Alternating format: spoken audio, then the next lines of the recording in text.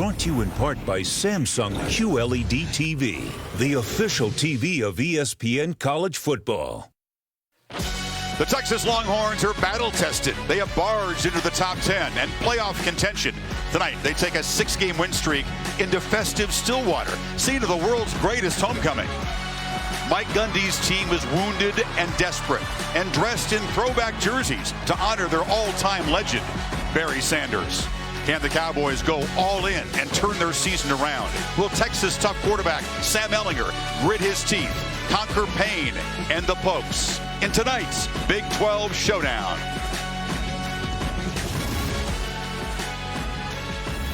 On a warm evening, Stillwater is a sea of orange, most of it bright, some of it burnt. Welcome to Saturday Night Football, presented by Walmart, and tonight's crucial Big 12 collision between the Texas Longhorns and the Oklahoma State Cowboys, who are in must-win mode. Texas, one of those teams in playoff contention, but with no margin for error. So welcome, Chris Fowler and Kirk Herbstreit. Maria Taylor will join us on this festive homecoming weekend. But it's been a very newsy 2 weeks in Austin. Sam Ehlinger, the Longhorns quarterback, is good to go. Kirk, he's had 2 weeks to rehab that shoulder ligament that was stretched and injured. He'll start, but can he finish? Can he take those shots and keep going? He's a tough guy. Well, that's the question really coming in. And in fact, talking to him and talking to Coach Tom Herman, he hasn't been hit since that injury. And a big part of his game is running. So until he gets hit tonight, we're going to have to keep an eye and see how long he's able to go, hopefully the whole game. He's got two very big targets to focus on, Colin Johnson and little Jordan Humphrey, who will sit out the first series, disciplined for being late to a meeting. When they're in the ballgame, tough to stop. Well, they've done a really good job developing this offense and identity around the offense where they create one-on-one matchups. And big number 9, Colin Johnson's a big part of that, obviously. He's really improved his strength. He's 6'6", so they try to high point the ball with him as much as they can, something that Oklahoma State's going to have to be aware of today. And then this is the guy that you got to watch after the catch. Little Jordan Humphrey, very tall himself at 6'4", the ability after the catch to be able to be a matchup concern and something they've got to be able to slow down. This is the part of the game that I love about the Texas offense. Ehlinger on the ability to run, gets that shoulder right in there, not looking to avoid contact, looking for contact, and he tells us that's the only way he knows how to play. Keep in mind, Shane Buechele has starting experience a couple years back, last year, and even their last game against Baylor. So if he gets dinged, they need to go to the bullpen. Shane Buechele's there and ready to go. Now, Texas has lost the last 3 games against the Cowboys and 6 of the last 8. But Mike Gundy, he's a legend here, but he's feeling a little bit of heat because they're 1-3 in the conference. The offense has not clicked like they're used to seeing it around here. And all the fans are saying, can you get the ball to Justice Hill? Can we feed number 5 a little bit more? Yeah, and a lot of people think that he's one of the best backs definitely in the Big 12 and maybe the country. You can see in the first 5 games what he was able to do, over 100 yards on average, almost close to 8 yards a carry. The last 2 games not able to get him on track. They've had a bye week. They've had time to try to come up with a few new wrinkles, which is just like Mike Gundy, to try to give Texas some issues to deal with. But if they can't get Hill on track, they don't have much of a chance of pulling off the upset. So both teams off a bye. You expect some wrinkles from both sides. Oh, yeah. It should be fun. Now, one wrinkle at the start. The 2 corners for Texas, Chris Boyd and Devontae Davis, who are excellent, they'll miss the first quarter, Tom Herman tells me. Again, late for multiple team meetings, so something to keep an eye on in the first 15 minutes. Absolutely. Oklahoma State will try to exploit that. Homecoming in Stillwater. The Longhorns and the Cowboys coming up on a beautiful evening in Oklahoma. The Nissan pregame rush is next, after this message and a word from our ABC stations.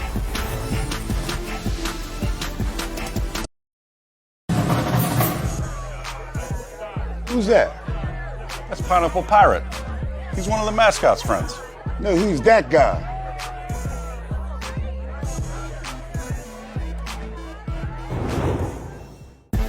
Welcome to the Nissan pregame rush. Nissan, premier partner of the Heisman Trophy. Welcome to the studio. Kevin Nagani alongside Mac Brown and Jonathan Velma. Let's start with our top 10 matchup of the day. The party in Jacksonville, Georgia taking on Florida. What did you see from Jake Fromm, JV? Jake Fromm was very accurate, very poised, had great control of that offense. Defense stepped up, and it was a huge victory for Georgia. Next up for the Dogs, Kentucky, and Kentucky surviving late on the road, Mac. Great clock management here by Kentucky at the end for their score. Next week sets up Georgia at Kentucky. Winner goes to the SEC championship game. What a game. Who would have thought of that, right? Meanwhile, undefeated Clemson, they continue to roll behind Trevor Lawrence. Trevor Lawrence started off slow, picked up late in the game, did very, very well throughout. But that Clemson defense is flat out dominant. Can't wait to see them in the playoffs. 49-point loss tie for the worst in FSU history. Meanwhile, Mac, you say watch out for Oklahoma. Why? Kyler Murray's like a video game. 3 touchdowns through the air, 1 running, but their defense helped Kansas State to 245 today, playing better as a total team. They're high right now on the Sooners, working things out, maybe their defense. All right, last time Texas won 6 in a row, 2013. The win streak came to an end against Oklahoma State. You guys both like Texas. Why tonight? Well, I talked to Tom Herman during the week. Sam Ehlinger's going to throw up high to his tall guys outside, Humphrey and Johnson. And Keontae Ingram, freshman, has to take some of the pressure off the sore shoulder in the running game. I hear that, and the running game is going to be key. Oklahoma State's run defense, terrible. Texas is going to control the clock. All right, enjoy the environment. We'll see you at the half.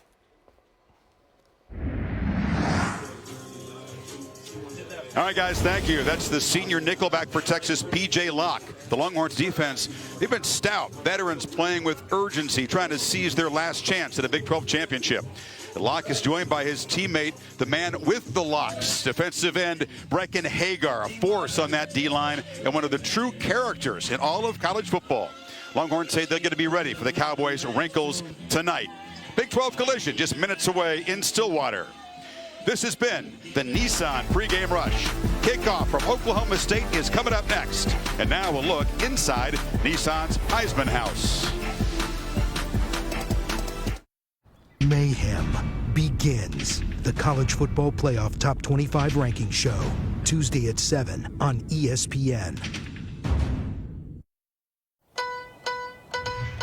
So this week we're off to Stillwater, Oklahoma. You're playing in their house, but there's no other group of guys that I'd rather be in this hostile environment with than this group right here. So is Texas for real? Longhorns, they're back now. Is Texas back, Phil?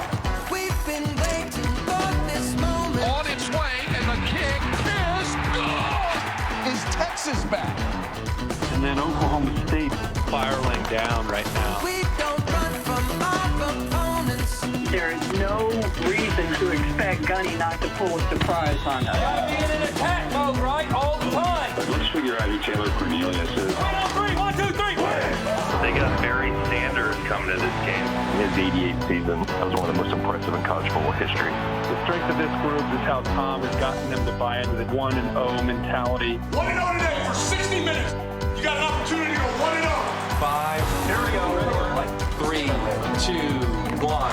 There we go.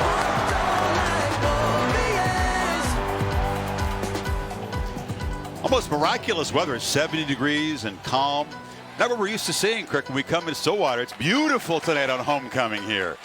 Meanwhile, Texas, after back-to-back 3 and 4 starts, sitting at 6-1 in Tom Herman's second season. Maria Taylor has the Longhorns head coach.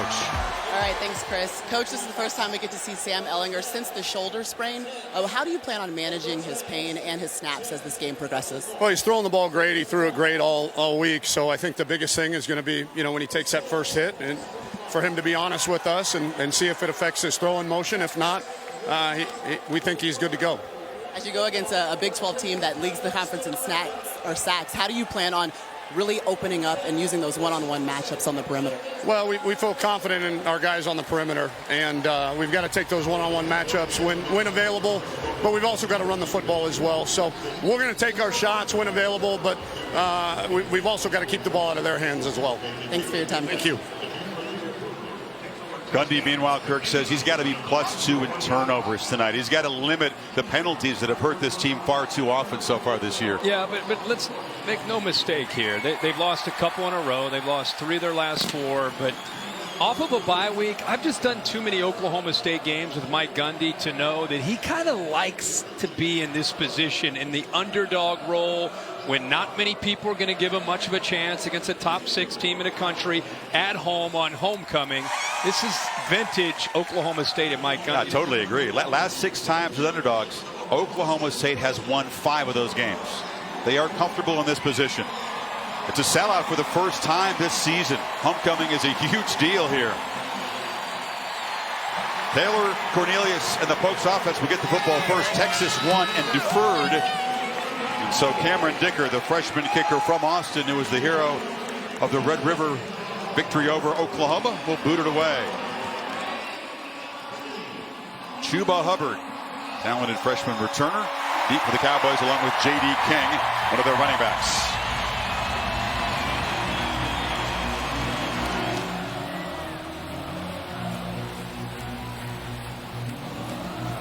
Oklahoma State sounds like they're inspired by all of this. Will it translate? We'll see. And the kick is returnable by Hubbard. Eludes the first two cover men and gets to the outside. And Chuba Hubbard's got great speed, and he sets up the Cowboys offense as a flag comes in on that Texas bench. They hit him late. I think it was the kicker that got in there, actually, and hit him late. Might have been Cameron Dicker. Not very familiar probably with making tackles or where the boundary is, but 17 and white. Watch him come in late and hit him 5 yards out of bounds. So not only the big return, but they should throw him 15 more yards. Late hit out of bounds. Number 17, kicking team. 15-yard penalty from the dead ball spot. First down. You make a good point.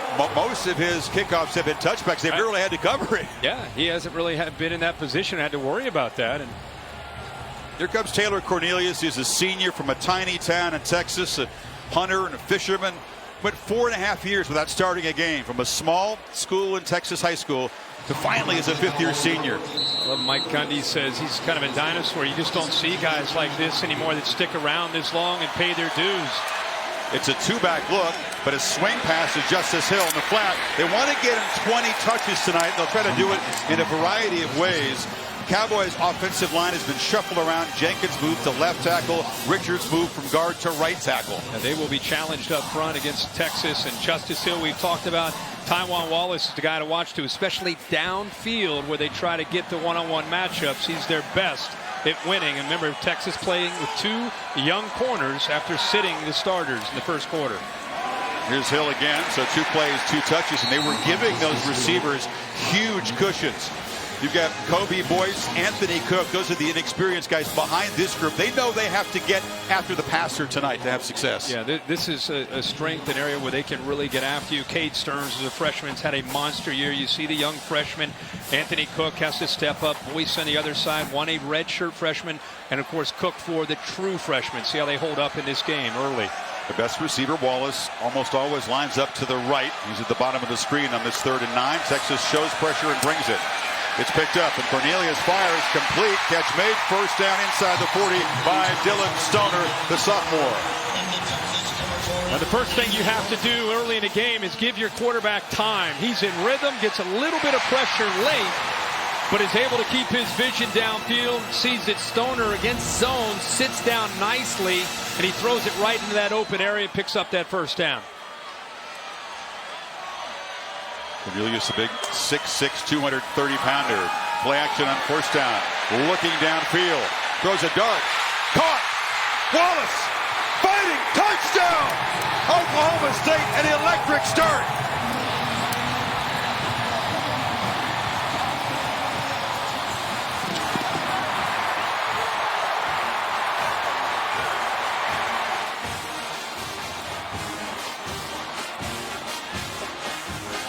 Yards of the touchdown. Less than 2 minutes to take a touchdown lead. I'll tell you what, that is the way you want to start a game, not just for Oklahoma State, but for the quarterback, Taylor Cornelius, with a great throw. We talked about it. We warned you what Wallace can do downfield. Such great ball skills. But I want you to watch this throw and how he's able to put this right over top of the linebacker in front of the safety. Ball comes right down. And this is where Wallace is dangerous, to be able to run away from people. So Oklahoma State, first drive, puts points up on the board. Boone Pickens Stadium revved up. Can Texas answer?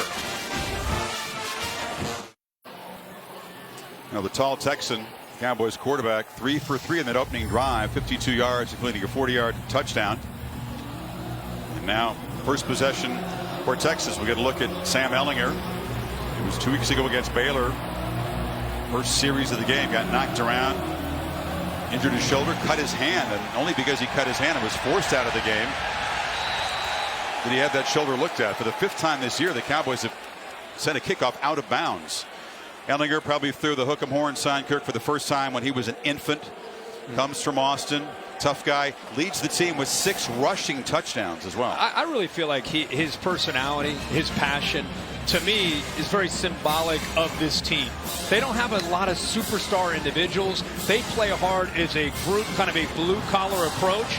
And Ehlinger reminds me of that. I'm anxious to see how his right shoulder holds up tonight. Not so much throwing, but his style is being physical, especially as a runner. Let's see how it holds up. They want to get running from Keontae Ingram, who's a true freshman from Carthage, number 26. He's lined up behind the tight end Beck. And right away you see the speed of Ingram, an emerging runner in this Big 12 conference. Yeah, I think he has got a chance to become a superstar, but the boys up front will have to get it done. You know, Calvin Anderson, a grad transfer from Rice, to settle in nice to solidify that left side. And we'll see how this skill can do with that physicality up front. And now they swarm the backfield, and Ingram is dropped for a loss as a flag down near the line of scrimmage. Justin Phillips, the linebacker, grabbed him. First work for Scott Campbell, one of the rocked up referees, Kirk, in this Big 12 conference. Oh, yeah. These guys get in the weight room. Yeah, Scotty does a good job. Definitely gets in the weight room during the week.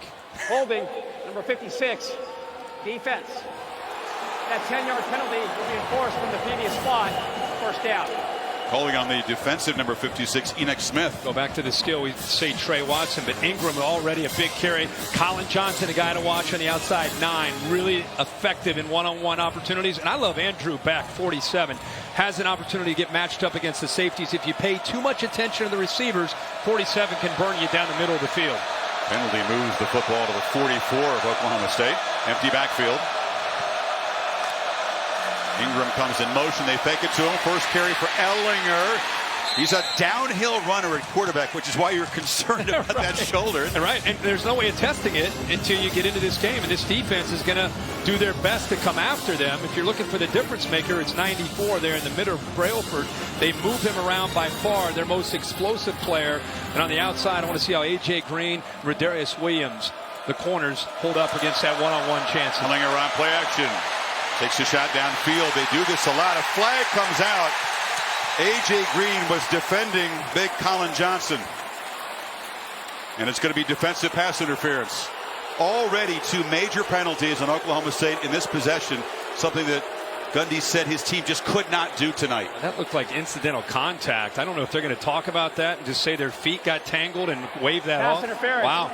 Number 4, defense.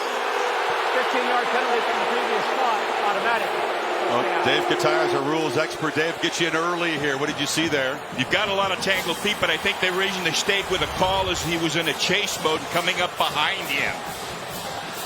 Rick, as you pointed out, Colin Johnson, and once he get in right after this series, little Jordan Humphrey, they'll take their downfield shots a lot tonight. Oh, yeah. I mean, that's their entire offense is running the football and then to try to get those receivers where they get the one-on-one chances.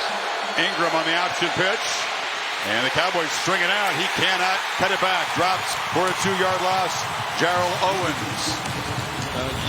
When you kind of attack the end better, Sam right here does not attack, maybe it's that shoulder, but does not attack Owens, 93. Owens ends up making the tackle. You run option football, you've got to eliminate the pitch man. That time he did not. Cowboy defense that leads the nation with 30 sacks. They invade the backfield for a whole bunch of tackles for loss. They also give up a whole lot of big plays. Trying to go as much up-tempo as they can, trying to be the aggressor, get Oklahoma State on their heels. 2nd and 12 play. Ingram picks his way, and they'll be knocked down from behind back near the original line of scrimmage by Trey Carter. 3rd and long coming up. You know, Ingram, I think, is going to be a good story for this Texas team. A true freshman that has a chance to become an elite back. He had a bone bruise early in the year, kind of slowed down his progression. But from the Oklahoma game on, you've really seen him get more opportunities. He had 13 carries against the Sooners, 19 against Baylor. And their hope is, especially with the shoulder with Ehlinger, that eventually he takes some of the load off of that running game. It's loud on 3rd and 10. You saw the Pokes paddles just getting warmed up tonight. Three-man rush. Ellinger has time in the pocket, delivers a strike across the middle, and it's Johnson muscling for a first and goal. Boy, when you sit there in the pocket that long, you give the offensive line a lot of credit. He sits there and waits until the very last second, and they hit the first down. Playing fast. Ingram takes the handoff and is knocked down at the 5. Texas often is a grinding, methodical offense, but I like your point, trying to catch the Pokes defense back foot here. Yeah, and again, we talked about a few new wrinkles, some things you work at on a bye week, and that's something that I'm sure that they kind of thought that they could find some opportunities to get Oklahoma State out of position. Second and goal. Ellinger keeps it, sidesteps a tackler and scores. And the Longhorns do answer quickly. How about that move? Woo. Malcolm Rodriguez, the safety, has him. Nobody picks him up. Watch 20 coming right in here. Has a chance. Nobody picks him up. Shimmy, shake into the end zone. I mean, he's known for running over top of safeties. This time he says, hey, my shoulder's a little sore. I'm just going to dance around you into the end zone. A little versatility there. I don't know if he had the shimmy shake. Yeah, he sure had it there. Dicker answers with the PAT, and it's 7 plays, 65 yards, and 314. Good start in Stillwater. 7 apiece. That was sweet. Saturday Night Football on ABC is presented by Walmart. Discover more ways to shop at Walmart today. In part by CarMax, America's #1 used car retailer. And Nissan, innovation that excites. The great Barry Sanders got a ride up. He was inspired. He brought back the War Pigs, Kirk. That's the offensive line that blocked for him in that unmatched 88 season. We'll hear from Barry a little bit later on. Meanwhile, you can stream all this CFB action on ESPN Plus. Start your free trial by downloading the ESPN app or visiting ESPNplus.com. Last year's meeting in Austin was 10-10 after regulation, where the Cowboys won it in overtime. We may be trending toward a higher scoring game tonight. A little bit of a different feel here after just one possession here for each team. And Dicker, who hit a player out of bounds after the opening kickoff, will try to be a little more prudent this time. In fact, he's not even going to have to cover this one because he boots it deep in the end zone. If you happen to join us a little bit late, Oklahoma State had the ball first, and this is a 3rd and 9 near midfield. And Taylor Cornelius at 6'6", gets the time. See the receiver, nice little outcut, takes P.J. Locke with him, and then comes back underneath, settles in, and I love this. Watch the receiver back there take the safety, Brandon Jones. Just enough hesitation to open up their real threat. Tylan Wallace steps in front of the safety because he was hesitating there, and it's a big touchdown to get this game started. So could not have gotten off to a better start for Cornelius and the Cowboys offense. Cornelius has been a little bit interception prone. 7 of his 8 picks have been on the deep downfield throws. He missed a bunch of chances for big plays in the loss a couple of weeks ago at Kansas State, and that was the priority tonight. Already we've seen him make a nice downfield throw. Tonight's Chick-fil-A impact players. Well, we've already seen both of these guys, Wallace and Hill, 2 and 5. If they're going to win, they have to play well, and Jones in that secondary. And Cornelius hit as he throws. There was good pressure there. That was B.J. Foster, a freshman safety in the blitz. Todd Orlando deciding, hey, let's get after Cornelius. That first series, we showed you a couple of the plays. Both times he had all day back there. And Todd Orlando, the defensive coordinator from Texas, known as one of the more aggressive defensive minds in the Big 12. Not afraid to bring extra people. And I'm sure that was one of the adjustments he made there after that first drive. Central Casting, defensive football coach. 3rd and 8. Cornelius this time has time and delivers a strike across the middle. And going up to make the catch once again is Tylan Wallace. They're in midfield. Chris, watch this block right here by 67. Boom! He takes Hager down. Gives Cornelius a chance to come over there to the right. And again, throws the ball once again to Wallace downfield. Playing fast, pump fake. Cornelius wanted to throw it. Now he just dumps it down, and the catch is made by Landon Wolf. I mean, I know we love Brecken Hager, but he came around on his stunt, and the big fella Shane Richards at 336 pounds just unloaded on him. Not only is that important to give your quarterback time, but it sends a message in the trenches to Texas if you're Oklahoma State. Richards, one of 3 guys who played their high school football in Canada. The right tackle, number 67. 2nd and 7 after the short throw. Hill. Buzz loose.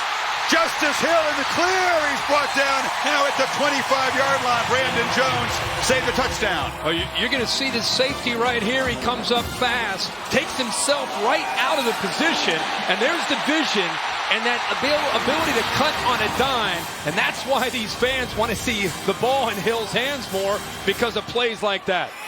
27 yards on that one. He's got it again, but there's a mass of humanity as the Longhorns stack that one up. Chris Nelson is a tough nose tackle. You and I bounce around the country, see a lot of these different teams, a lot of different conferences. Something about the Big 12 on Saturday night. We get a chance here on ABC. It's the tempo. You can't prepare for it. You see it every week, but until you get out here, your players have got to do a good job of adjusting to the speed and how quickly the ball is being snapped. It's J.D. Hill in the backfield now. And he's got it around the right end, cuts it back, and he's a little more physical runner, not nearly as fast as Hill. And King down near the marker. The jet sweep action, they're affecting the eyes. They brought Dylan Stoner around, and those linebackers hesitated and really couldn't find the football. Cornelius, when he got here, was 170 pounds on a 6'6" frame. So he's added about 50, 60 pounds to help him on plays like the sneak. That's what happens after 5 years of being around this program. A lot of weight room time. He's been around, been putting his time in. Looks like they're just about half a yard short, bringing the big fellas in. They go for it a lot on 4th down. They're 10 of 15 this season. 3 big tight ends run out in the field. Yes, Oklahoma State has an increasing roster of tight ends, and they're all in there. King is the back. They fake it to him. Cornelius backpedals, boots it for a touchdown. Wide open is Jelani Woods. They snuck out the tight end.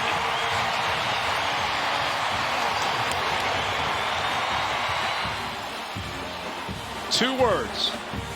Mike Gundy should add another word, underdog. When he gets to be an underdog, instead of just taking the conventional wisdom, quarterback sneak, run up the middle, instead a naked where he rolls the quarterback out and finds the tight end who nobody picks up Woods in the end zone. A 4th down touchdown, 2nd of the year for Jelani Woods, and the Cowboys take him 75 yards at 9 plays. You can see Woods lined up on the right. He gets off. Nobody is around him. Everybody's expecting run, and Mike Gundy, in an underdog role at home with nothing to lose, decides to go for the big play and hits it. It's not. Taco Bell continues to celebrate student sections and passionate fans like these by awarding the best student section of the year. Of course, the Cowboys student section on the national watch list, ESPN.com/Taco Bell. You can see how your school can compete. So far, 3 possessions and 3 touchdowns. Second chance for the Texas offense coming up. They had the great field position the first time. They'll start at the 25 after the touchback. Cassidy Eberth has an update from San Diego. Thanks, Chris. Dr. Pepper Championship Drive update. Number 3 Notre Dame taking on Navy, and the Irish offense continues to click. Dexter Williams, 12-yard touchdown run, puts the Domers up 13-0 in the first. Chris, Herbie, Maria, back to you guys.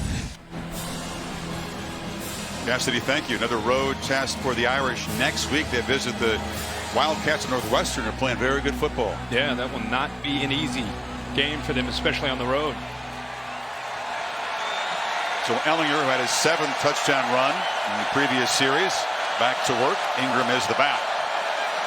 Those 7 points were the first that Oklahoma State's defense had given up on an opening drive all season. Here's a whistle before the snap. Did he get it off in time? I don't think he did. It's delay. Play a game. Offense. 5-yard penalty. Still first down. He was taking his time initially, and then he started to make a check and play clock. I don't know if he lost time or lost touch of the clock or what, but 5 yards. Ellinger's got it, rolling out, being chased, and delivers a high throw. It's going to be incomplete. Devin Duvernay, who's not the tallest target at 5'11", couldn't reach it. When you watch Ehlinger, remember, you're looking at a quarterback who is 6'3", 230 pounds, has a reputation for being a physical runner. But don't forget, he went to Westlake High School where Nick Foles went, Drew Brees went, among others, and set the school record for passing numbers, touchdowns, and yards. Immediate pressure and a slant.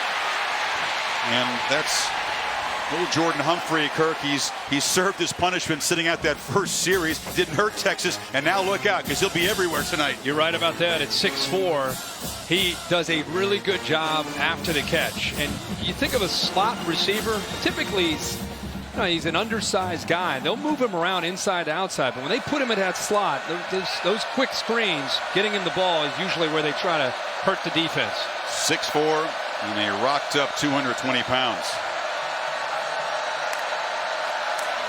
Ehlinger steps up against the blitz and delivers across the middle, and it is flat out dropped by Humphrey, who had a lot of space. Love how Ehlinger stepped up despite all the traffic. They blitzed, they had pressure on him. He throws an absolute strike after he climbs up into that pocket, and obviously Humphrey would love to have a chance back at that one. I don't know if he's thinking about what to do after the catch, but he lost his concentration. When you say yards after the catch, he would have had a whole bunch. Oh, yeah. Held on to that one.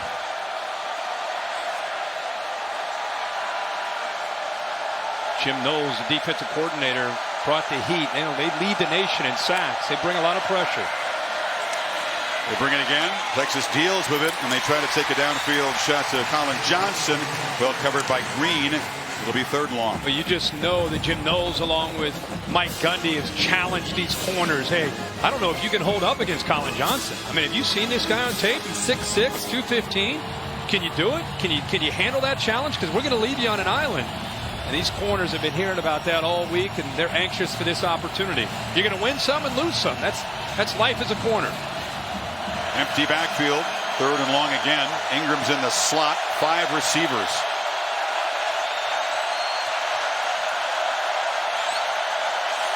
Folks rush 4.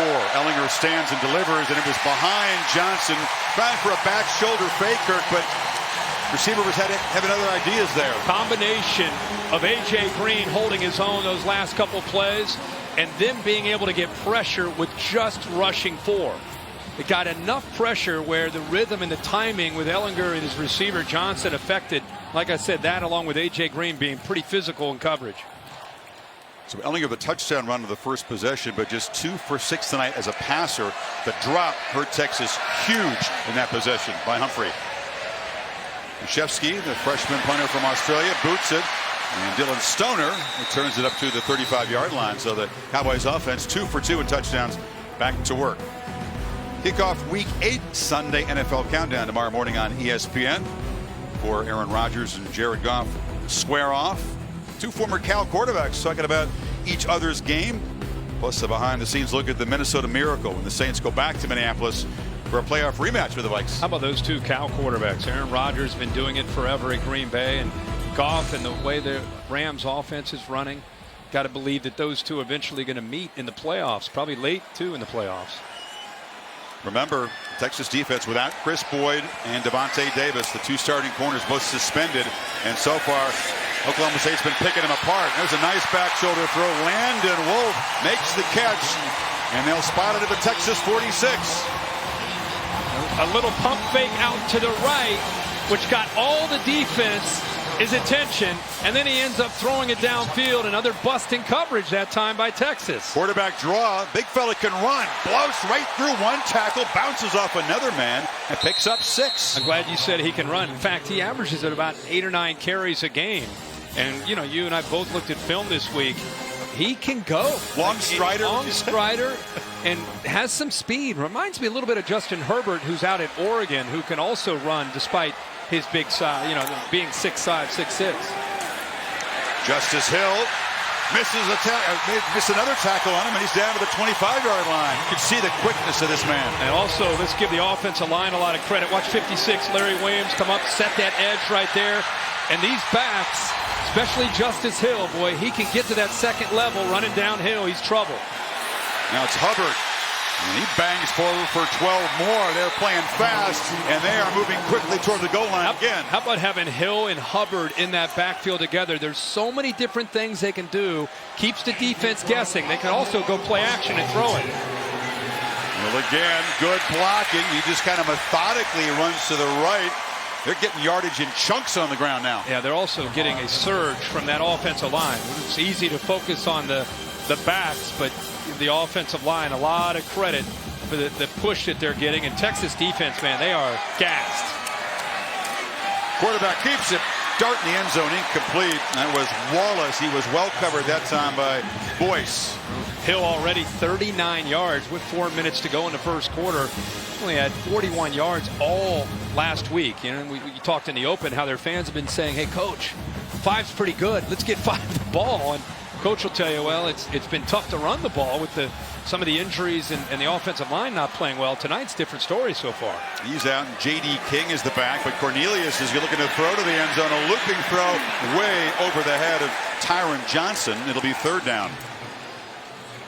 One of those 50-50 balls you hope the receiver can come down with, but Johnson really not much of a chance there. Fourth down, excuse me. So Texas defense finally keeps the Pokes out of the end zone, and here comes Matt Amendola, very reliable kicker, 11 of 12 on the season. Field goals. Chip shot to make it a 10-point lead.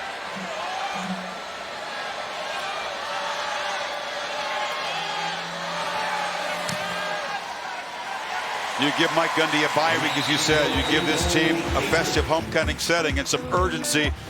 Oklahoma State looks like a different team so far. It's a warm, calm evening. Aerial coverage provided by Goodyear. When you put in the hours, the reps, and the heart, nothing can keep you from being blimp-worthy. Goodyear, more driven. Well, the student says, Mr. Stone, this was worth skipping class to be in the front row. Homecoming here. Oklahoma State has started fast. This was an offense that was very sluggish against Kansas State. They lost a shootout to Iowa State. And they beat Texas for the 4th consecutive year. And a fair catch made by Jamison. Big question coming in tonight was how the right shoulder of Sam Ehlinger would hold up, and talked about they really wouldn't know until he got hit. Well, he's been hit a few times, and he's still out there and feeling good. He's made a few good throws, and here after a throw gets knocked down, and I'm sure those kind of hits give him confidence to know that he can take a hit and continue to be out here and play. But when he gets a direct hit on the shoulder is really a question. Yeah, the AC joint is a ligament that is between where your collarbone meets your kind of the back muscles, and it is very fragile joint. It's not a good thing to get injured. And this is Humphrey, who often steps into the backfield. The receiver can do it a lot, and he muscles his way for 2 yards.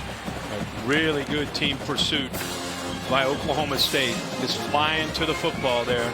Remember, both of these offenses, a lot of up-tempo. Both defenses probably after a couple series trying to make adjustments to make sure they're lined up. Able to play faster. This is Trey Watson, the grad transfer from Cal. He was wearing that knee brace as a preventative thing at an ACL and MCL tear a year ago. Short gain. Phillips tackled him. Third down coming up. Somebody forgot to tell Oklahoma State that their defense hasn't been having a great year. These guys are flying around right now. Their weakness has been teams throwing the football against them. But right now you're seeing an approach, a kind of a confidence about them that we haven't seen in a long time here. Yeah, they've been especially vulnerable against the pass. Ehlinger just 2 for 6 so far throwing the ball. Gets good protection, and ball batted down at the line of scrimmage. So Oklahoma State comes up with another stop. Good job up front here. Little twist. You can see the defensive lineman, Watershed, gets his hand up and knocks that ball down. He's at 6'5", 260. And I don't know, he went up in the air, came back down, and just kept his right hand up and still knocked that ball away. And Oklahoma State gets off the field again. So Bachevsky to punt it. Cowboys offense, which has produced 17 points in 3 possessions, is going to get the ball back up 10. That's a booming punt. Stoner way back at the 15, and he's penned in along the sidelines. Can't do it better than that. Man from Sydney, Australia, Kurt. It's your guy? Everywhere. Yeah, it's your guy. Chick-fil-A presenting the AP rankings. This will be the last week of the AP, of course, with the playoff selection committee putting out the rankings that will be revealed on Tuesday night. Could Clemson have looked any better today with what they did at Florida State? Could Florida State have looked any worse? No. Notre Dame up early on Navy, shouldn't have a challenge there. Michigan, obviously, LSU, both idle. Georgia back to winning after that loss at Baton Rouge a couple weeks ago. Oklahoma still out there, 51-14 over Kansas State. And Georgia, one of those teams ranked one spot behind Texas that figures to benefit if the Longhorns are upset here on the road tonight. Little deception, but Cornelius still has the ball, looks to throw downfield, and coming back to catch the football is Wallace, who's been busy. These receivers are open downfield, doing a good job of moving the launch point of the quarterback. He's sitting in the pocket, they're rolling him, running some nakeds. And now Hubbard runs back the other side, gets a downfield block, gets the edge, and scoots into Texas territory. Everything called right now for the Cowboys is working. Yeah, and Hubbard has the breakaway speed. All he needs is a little bit of a crease. He gets that after a nice block by Woods, and then he sets up the rest of that by just using that speed. Cornelius fires again, and he's on fire. Wallace, who leads the nation in contested catches. It doesn't matter if a corner's all over him or if he's alone. He's catching the ball. Well, right now he hasn't been contested too much. The starting corners, we should repeat, again, are out. Davis and Boyd are out in the first quarter, and Oklahoma State take advantage. Hubbard runs for a first down. That's the thing. When you miss meetings and you do it repeatedly, and the coach has to stand his ground and discipline you, you just hurt your football team. And that's Devontae Davis and Chris Boyd, who are watching helplessly at the moment. They're going to be back in the second quarter. Chris Boyd is a guy that a lot of people feel could be as high as a second round, maybe late first round pick. So that's a big loss to take him off. And they've got a redshirt freshman and a true freshman out there right now. We've had some open receivers downfield. Hubbard, again, good blocking, gashing the Texas defense down inside the 15. Man, they are running wide, and those linemen are getting up to the second level. Watch the offensive linemen go wide, stretch, and look at them working up to those linebackers. I mean, 67, Richards doesn't even have anybody to block, so that outside stretch play, and then allowing the receiver with his running back to find that crease and then get upfield. Chris Brown, the sophomore safety, is down on the field. It's a Texas secondary, Kirk, that has one veteran, Brandon Jones. We've seen 4 different freshmen, 3 of them true freshmen, and Brown, the sophomore, out there. Inexperience is showing in the early stages. Right now, I think the Texas defense is shell shocked. I don't even care who's out there right now. I think it's prepare, get ready, and all of a sudden I don't think it's necessarily a big change in the scheme. I think it's just the execution and the way Cornelius is playing right now, and the combination of that in the run game. We suspected this Oklahoma State team, which is 1-3 in the Big 12, might be ready for a big performance. Homecoming means a lot around here. They do it like nobody else, and it was circle the wagons time, go all in this game, and so far it's shown. Anybody who's followed Big 12 football or followed Mike Gundy, we tried to say it before the game started. This is his comfort zone, and still a long way to go in this game, but it's not surprising the way they're playing right now. It's a first down play. Justice Hill to the left of Cornelius. Final minute of a frenetic first quarter. Hill picks his way, makes a cut, and is knocked down at the 8-yard line. What's amazing to me is the offensive line play. Johnny Wilson, the center, Larry Williams at right guard, Shane Richards, the right tackle, who's 336 pounds. I mean, they are owning the line of scrimmage. Whether it's pass pro, running, getting up to the second level, and helping Hill and Hubbard run the football.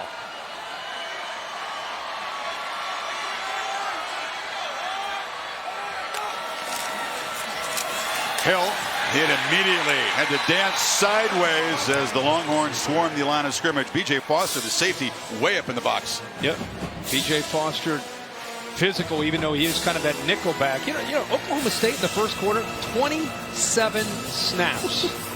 27 in the first quarter. And 260 yards. Threatening. Up by 10 at the end of 15 minutes in Stillwater. Back after this message and a word for your local ABC station. Number 6. In a bit of trouble early. The massive 82-inch Samsung QLED TV. You can't look away. Devontae Davis on the left, Chris Boyd on the right. The starting corners who sat the first quarter will sit first few plays of the second quarter, Kirk. It's a 3rd and 6 for the Cowboys at the 9. Backups still out there for Texas. Last time Oklahoma State down in this area, red zone, 3rd down, they just threw the fade and unable to hit it. Let's see if they work the middle of the field here. 3 receivers to the left of Cornelius. Texas tries to bring some pressure. Quarterback spins away. He'll be sacked way back at the 25 by Gary Johnson, the senior leader of that linebacking corps. They brought the blitz, showed him in one area, and then ended up moving him back. And the right tackle, Shane Richards, is down. He's off to a great start. See, he's here and then comes around, caused a little bit of confusion there. He has such good speed, never gives up on the play. Richards or Cornelius thought he could get around him and unable to do that. Big loss. Texas only had 12 sacks coming in. That was a big one. Timeout on the field. Cassidy Hubbard with DirecTV. More for your college football thing. Number 15, Washington up 7-6 on Cal, but Jake Browning gets benched late in the 3rd. Jake Hayner, QB, his first possession picked off by Evan Weaver, who goes back 37 yards for the pick 6. Cal now up 12-7 in the 4th, Chris. Wild Saturday in the Pac-12. I guess, aren't they all?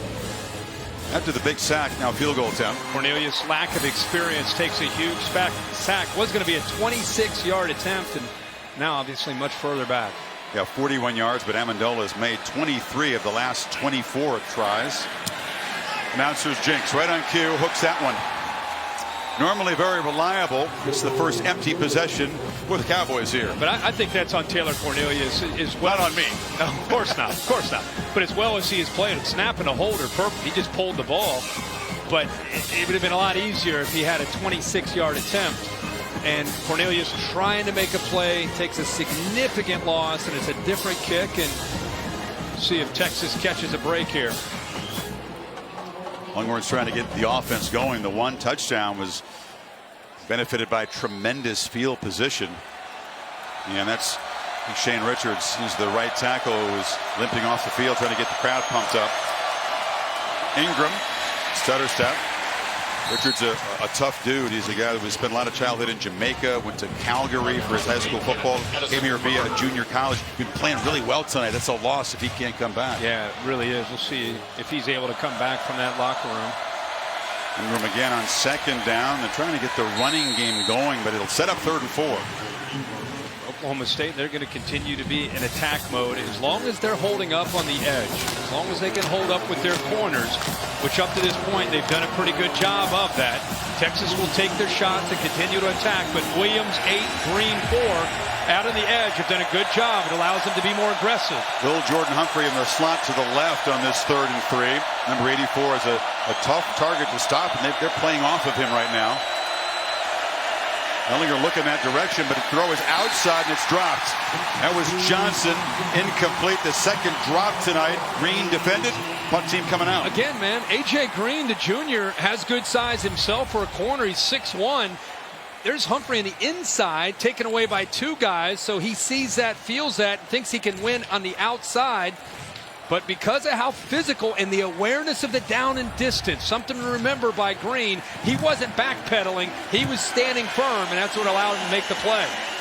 Johnson's route didn't even take him beyond the 1st down marker. So back-to-back 3 and outs for the Texas offense. Chesky punts it to the 35. And Oklahoma State up 10 as home underdogs. Back on offense when you come back. Saturday Night Football, presented by Walmart on ABC, is brought to you by Pacific Life. Experience the power of Pacific. Mazda, feel alive. And Buffalo Wild Wings. Try our $5 game day menu. Here's their great Barry Sanders. You saw those decorations in front of the fraternity and sorority houses. They take colored tissue paper and they push it through chicken wire there. It's quite something special. This was a special season. He's the best college football player I've ever seen in person. Look at the numbers there. Look at the last 4 or 5 weeks of the season from Kansas State on. And the bowl numbers didn't count. No, it was just absurd. Stats. Yeah. But he didn't play in the fourth quarter except for like 3 or 4 games that year. Think about the stats, how scary they'd be then. Hill blocks, picks his way for about 3. Gary Johnson tackled him. Looks like they put Jenkins in, Tevin Jenkins in at right tackle. Boyd, of course, is now back in, but in for Shane Richards. But these corners, Cook and Boyce got to start. Both Boyd and Davis benched for that first quarter. See if they can help make a difference, because it's been a tough start for the Texas defense. 245 yards given up. Those 2 corners out of there. Again, some window dressing in front, and there's a misfire high off the hands of Wallace.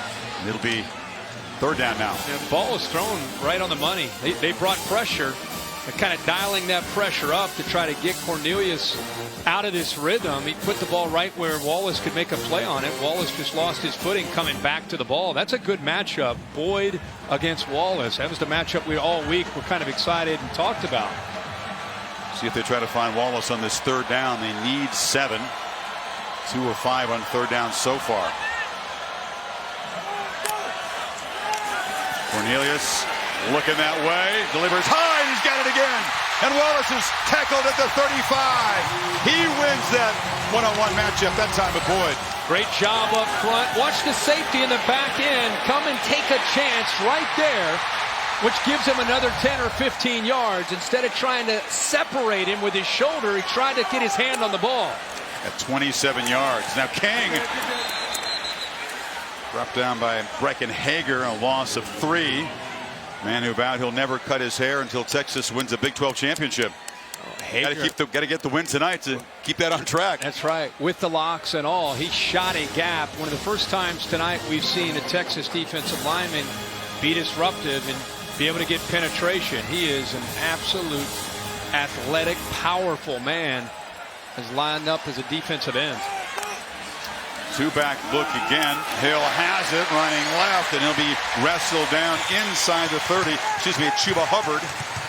The outside zone play continuing to give this Texas defense issues. Stretching them horizontally, letting him find that crease, and then hitting it. Cornelius delivers wide open receiver, and catch is made by Stoner down inside the 15. Picking apart Texas. Running and then throwing. And Cornelius recognizing soft coverage and taking those underneath routes, especially on 3rd downs. Trying to get wide again is King, and nowhere to run. Stopped by Gary Johnson right at the line of scrimmage.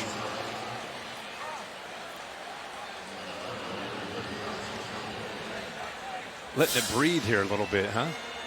I mean, this thing's going fast. I'm going to take a knee. First breath tonight. Take a knee. Well, this is one of the adjustments as we see Hager on the sidelines in the 2nd and 10 play. King is the back, but Cornelius from the pocket flips it over the middle, and there's a catch made by Johnson, and he burrows down inside the 10. It'll be 3rd down again, about 3. Almost like a design screen where they knew they were going to dump it underneath. Johnson had the ball, but he had blockers downfield, and Texas dropping everybody back deep, almost close to the 5-yard line or deeper. That was a good play to set up a more manageable 3rd down here. So Hager out, Charles Amenahu, their other fine defensive end, he's trotted out. So backups in for Texas on 3rd and 4. Keeper, Cornelius, big fella, barrels into the end zone, touchdown Cowboys.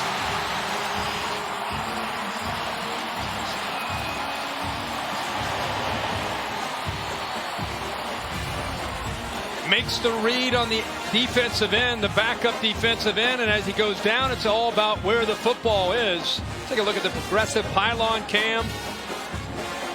As he touches, they're going to probably take another peek at that just to confirm that. Elbow or backside would put him down, but I think the ball did break the plane. Yeah, he looks like he's in. That's where the long frame, 6'6", comes in handy as he stretches it out, breaks the plane right. Yeah. Not elbow, not down yet. Yeah, that's close. That angle, it's hard to really tell where he first touches. Yeah, he may be half a yard. The hand can be down. If the forearm hits, he's down. I think his backside hit where the ball was maybe at about the half-yard line. Well, if they do take the touchdown off the board with the reverse, it'll be 1st and goal from right there.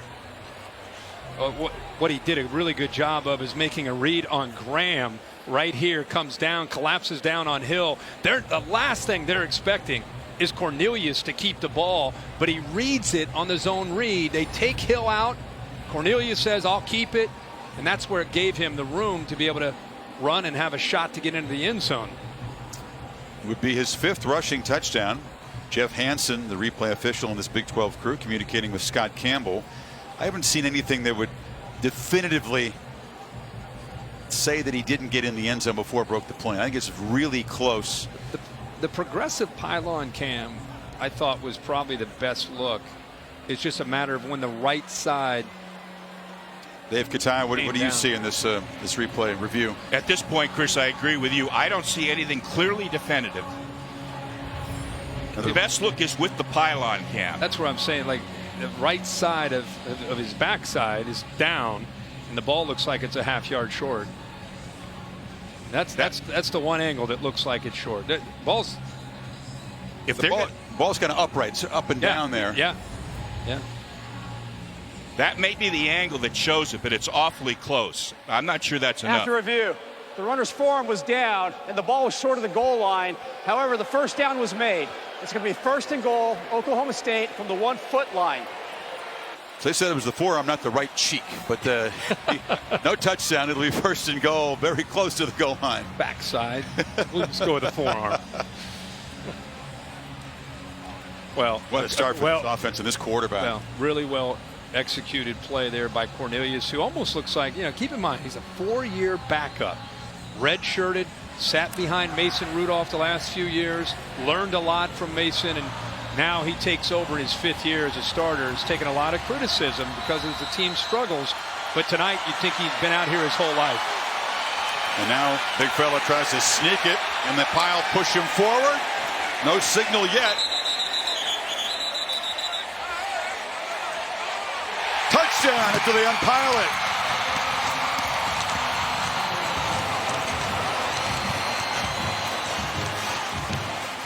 He got some help as he was trying to get into that end zone. Like the fullback there helped him get in.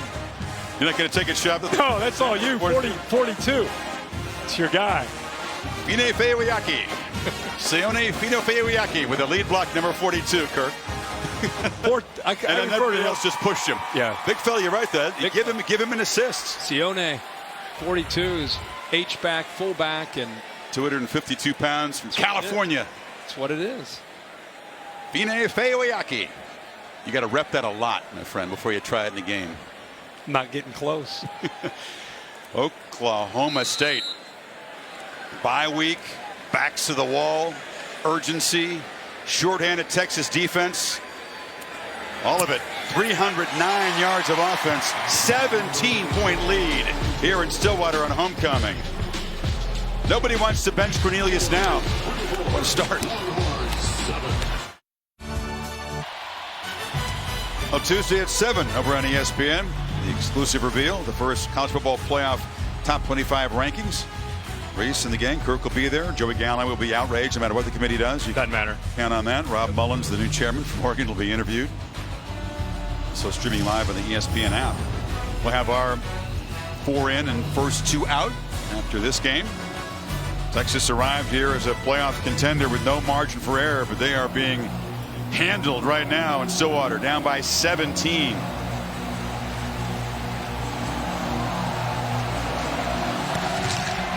Jack McClure has been busy kicking it away, and the fair catch signaled by Jamison. Chris Fallica, the Bear, has the Aflac fact tonight. Hello, Bear. It's almost like we saw this coming when we came up with tonight's Aflac game fact. 3 of the 4 largest comebacks in Texas history. The come against Oklahoma State. They trail by 17 now. Of course, that largest one was 2004. Vince Young. Came back and won 56-30 for the following year. Was that great Vince Young crazy comeback in the second half when they went on to win the national championship. So we'll see if they can make it 4 out of the 5 biggest comebacks maybe. They're going to need it, Bear. It's good history, but this is not a Texas offense, Kirk, that's really built for the explosive comeback.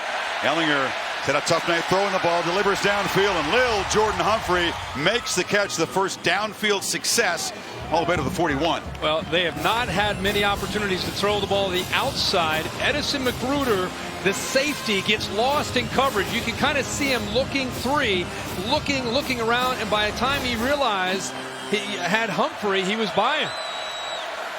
34-yard gain. Longhorns feeling some urgency because their defense is in a world of hurt tonight so far. Ended up inside to Trey Watson. Hard-earned 3-yard gain. To Maria Taylor. Chris, I spent a lot of time behind Oklahoma State's defense, and they're very dialed in right now, and we've seen them performing well so far. But coming into this matchup, they said after 2 losses, they either had to tuck their tails or put their heads on straight and dial in. And so far, Justin Phillips has been the guy on the sideline making sure that everyone is playing their role. He sure has, Maria. And this play action, Ehlinger throws downfield, catch made, and down to the 1-yard line is Andrew Beck, the quarterback's roommate. What a throw by Ehlinger. He's been going more to the inside.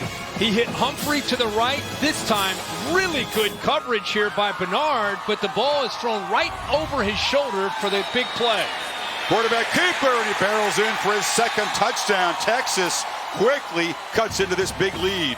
A perfect time for Bear to get that little fact in before that drive when they were down 24-7, because in a blink of an eye, it tells you what Texas is capable of doing. They've been struggling. 4 plays, 75 yards, a couple big passes to the inside. Colin Johnson's not winning on the outside, so instead the adjustment, try to get the ball to Lil Jordan Humphrey one-on-one, and the big tight end Beck, it works, and then he shows you what he's known for by running the football inside that 5-yard line. Quarterback with a sore shoulder, 2 hands on the football, lowered those shoulder pads, and has scored for a second time tonight. The lead back to 10 midway second quarter. Monday Night Football headed to Buffalo. Tess, Jason, Booger, Lisa. We'll see the Patriots take on the Bills. Patriots 5-2, and Tom Brady 28-3 lifetime against Buffalo. And the Bills have started 27 different quarterbacks since that 2001 season. So you're saying there's a chance. 28-3. Pretty dominant. The Texas defense rise up. The offense has quickly cut into the lead. But Oklahoma State has been explosive running and throwing tonight. Speaking of explosive, Maria Taylor as a special guest. Absolutely. The definition of explosive would certainly be Barry Sanders. And the reason why everyone's wearing this throwback uniform is because of you. What was it like walking into the stadium with every player wearing 21, recognizing the 30th anniversary of your Heisman winning season? Well, it was such a beautiful tribute to me and my teammates in that year. And it just brought back so many great memories.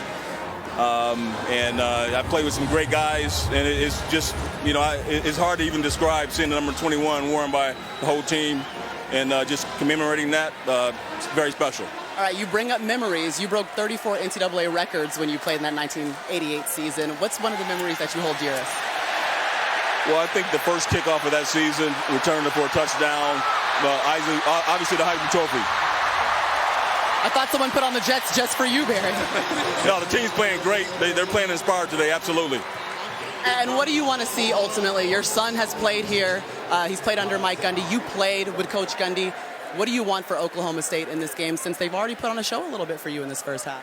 Well, you know what? They came out exactly the way they should. It's homecoming. You're playing against a top-ranked opponent in the division. You know, and they're very inspired, like I said before. You know, I just want to see more of what we've seen already.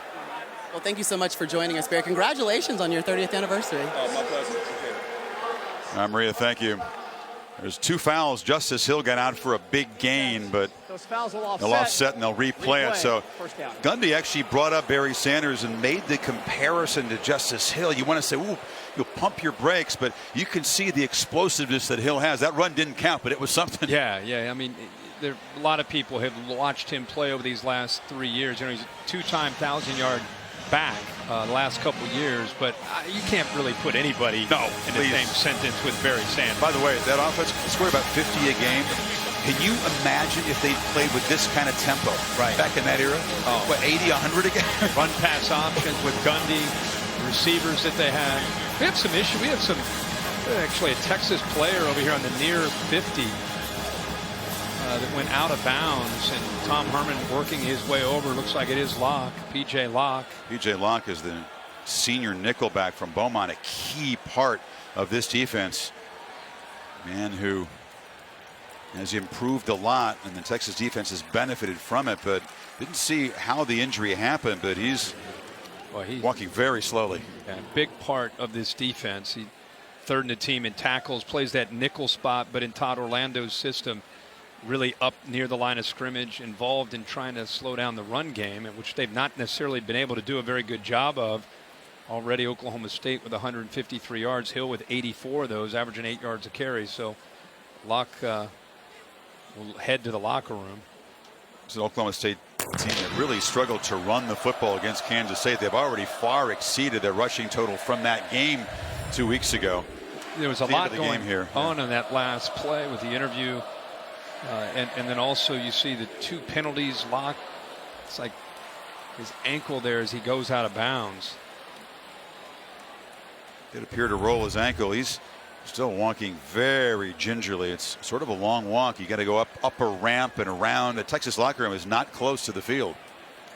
It will be a painful journey back there. Close to the field, the crowd, the sidelines are tight here. Yes, and inhospitable on that far side there. And behind the visitors bench, they can make life tough.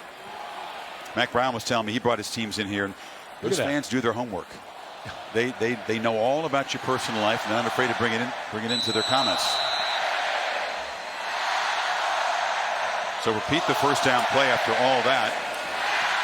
And Hill's got it again. That's on a hard collision. Omenihu from the defensive end whacked the running back. Omenihu went out towards the quarterback Cornelius. He comes wide, and then he'll end up collapsing down. Does a good job of keeping contained. You know, Hill with his vision, even though the play is designed to go right, he will definitely cut back, and he would have liked to, but the big fella was there to take that away. And old Cornelius said, I'm not going to block you. No, he could have tried to block him there. Yeah, we'll talk later. 2nd and 11, play action. They pitch it far side, and the catch is made by Wallace again. First down across the 35. 6 catches for Wallace already. Yeah, and that's just, again, the quarterback seeing that he's got soft coverage, could hand that ball off, or he can just dump it out real quick to the outside to one of the best playmakers on this offense, number 2. And Boyd is in there, but because he was off, Cornelius recognized it and got it out there in a hurry. Came up with that first down. Not the same urgency and tempo that they were playing with earlier in the game. I don't know how you could keep matching that tempo all game. Now spun around the backfield. King escapes a tackle. Battles near the line of scrimmage. Omenihu got there first. Yeah, Menahu's able again shoot through this gap right here. Hager's on the outside. Also, these 2 ends do a good job of being able to, one, set the edge, the other disruptive, and being able to get into that backfield. And the reason I bring up the tempo, and you're right, it is hard to maintain it, but this Texas defense, for the first time all night, not on their heels, not confused. They're a little bit more in attack mode than they were earlier in this game. All 3 Texas defensive linemen had a chance to bring down Hill behind the line. And now Cornelius retreating, and he'll be knocked down by Hager. And they brought a corner blitz from over here, but it's Hager who eventually is able to fight through. And look at Cornelius, how long he's holding on to the football, waiting and waiting. He doesn't have anybody to check the ball down to. He doesn't have any other options. So he holds on to the ball. He's got to get rid of that ball or check it down or just throw it away. Hager and Omenihu combining. Hager, his dad, Britt, was one of the great linebackers in Texas history, still holds the career record for tackles. He was a character too, just like his son. 3rd and 21. And there's a running play as they just try to get out of dodge and punt with a short gain. How important, we'll see how this game plays out, has that up-tempo approach from Oklahoma State been? for their success. I just talked about after that first down play, it just felt different. The tempo in Texas, not hands on their hips, not looking over to Coach Orlando to get the call. They had their feet settled and ready to play. Totally different approach, and the defense is able to get Oklahoma State off the field. Yeah, punt for the first time by Zach Seiner, the 4-year punter for Oklahoma State, having his best season, and that is a deep boot. And it's muffed. Ball on the ground. Looks like Texas may have retained possession. Colin Johnson, the receiver, jumped in the ball to avoid disaster for Texas. And he just takes his eyes off the ball. You see his eyes starting to look down to see who's coming down, to who he might have to avoid, and Texas catches a break. Thank goodness. Bunglamiga, the coverage team, had a real chance to grab the ball, just slipped out of his hands. Those are game-changing opportunities. Colin Johnson, 9, ended up getting on it.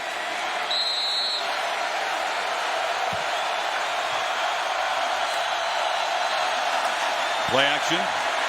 Ehlinger makes a long throw. It's low and incomplete. It bounced before it got to Hurd.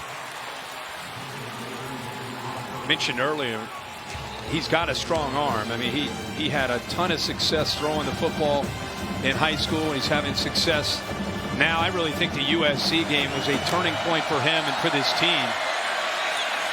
Ingram bangs forward, a short gain, and it'll set up a 3rd and long. P.J. Locke, brief stop in the 10th, and now he'll head to the locker room. Here comes the noise. Here comes the Pokes paddles, whacked on the wall.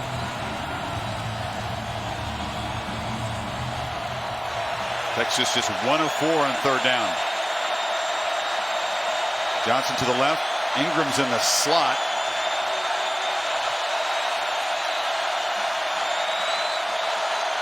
Nobody with a hand on the ground for Oklahoma State. They rush 3. Ehlinger is flushed, scans the field, and fires out of bounds. 4th down.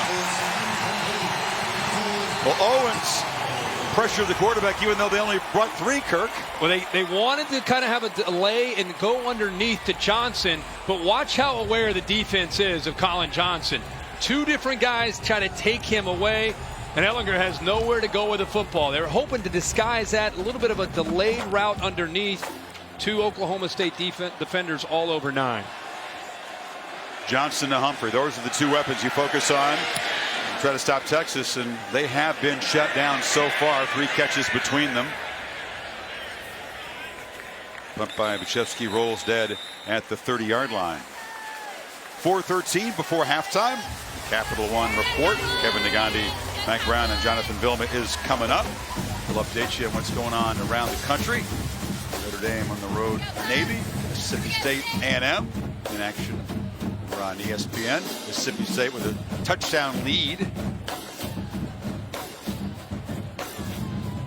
So this Texas defense, which again doesn't have P.J. Locke in there, back to work. Shane Richards, the starting right tackle, ruled out for the rest of the first half. They'll evaluate him at halftime.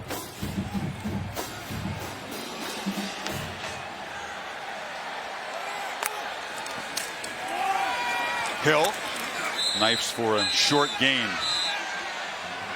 Do you think Oklahoma State, Kirk, should go back to the kind of frenetic? Yeah, and now you think about with 4 minutes to go. Yeah, I think you're trying to get one more score before the half, and that tempo is working so well. Cornelius has plenty of time. Rolls out and just flips it to avoid the short loss into the Texas bench. Wheeler pressured him. Our crew showed you before this drive even started. O'Menahue down on the sideline, just catching a breath, coming in now, and that's what Todd Orlando is going to have to do for 4 quarters. He's used to doing it in the Big 12, but when you have an offense that has a chance to maybe get up to near 100 snaps, you have got to do your best at rotating defensive linemen and trying to get guys on and off the field. Otherwise, if you don't have depth, you're going to get worn out in the second half. Usually get bashed, but they face some serious challenges. The tempo and the number of snaps, it will test your endurance and your depth. Pressure picked up on 3rd down, and a strike again. They know it's going to Wallace on the right side. That time Boyd couldn't stop him. 1st down. How about that? Again, going right back towards Boyd. And Caden Stearns actually put his hands on Wallace just to try to kind of slow him down, but it didn't. and did not disrupt his timing with his quarterback, Taylor Cornelius. You say Wallace is so good. How did he only have 7 catches last year as a freshman? Well, you had James Washington. There were some talented guys ahead of him. He waited his turn, and now he is the star of this receiving corps. Hill makes a cut, bangs into Wallace, who was trying to block for him out there. So a nice first down gain. Jenkins is now in at that right tackle spot, 73 for Shane Richards, who also went into that locker room, and they're still having success running over the right.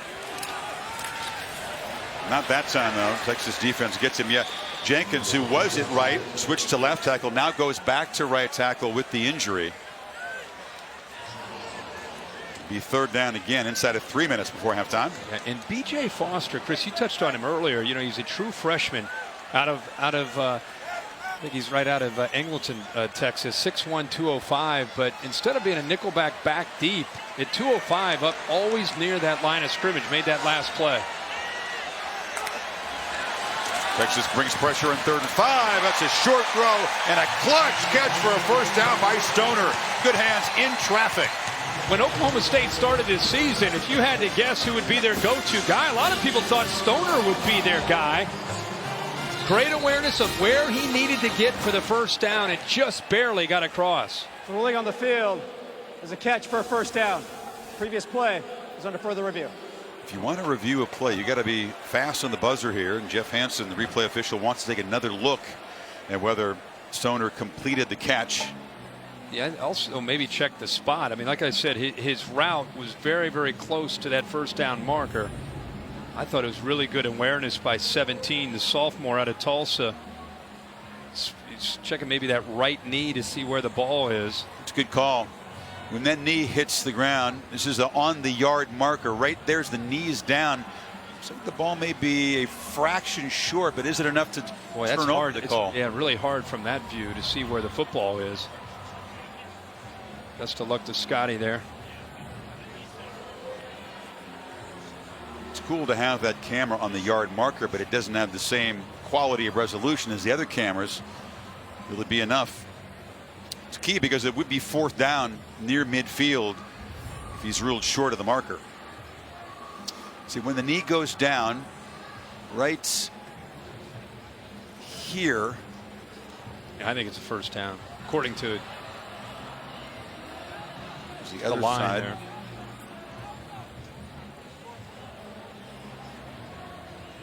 Boy, very, very tough to move that a half a yard or a yard just based on that.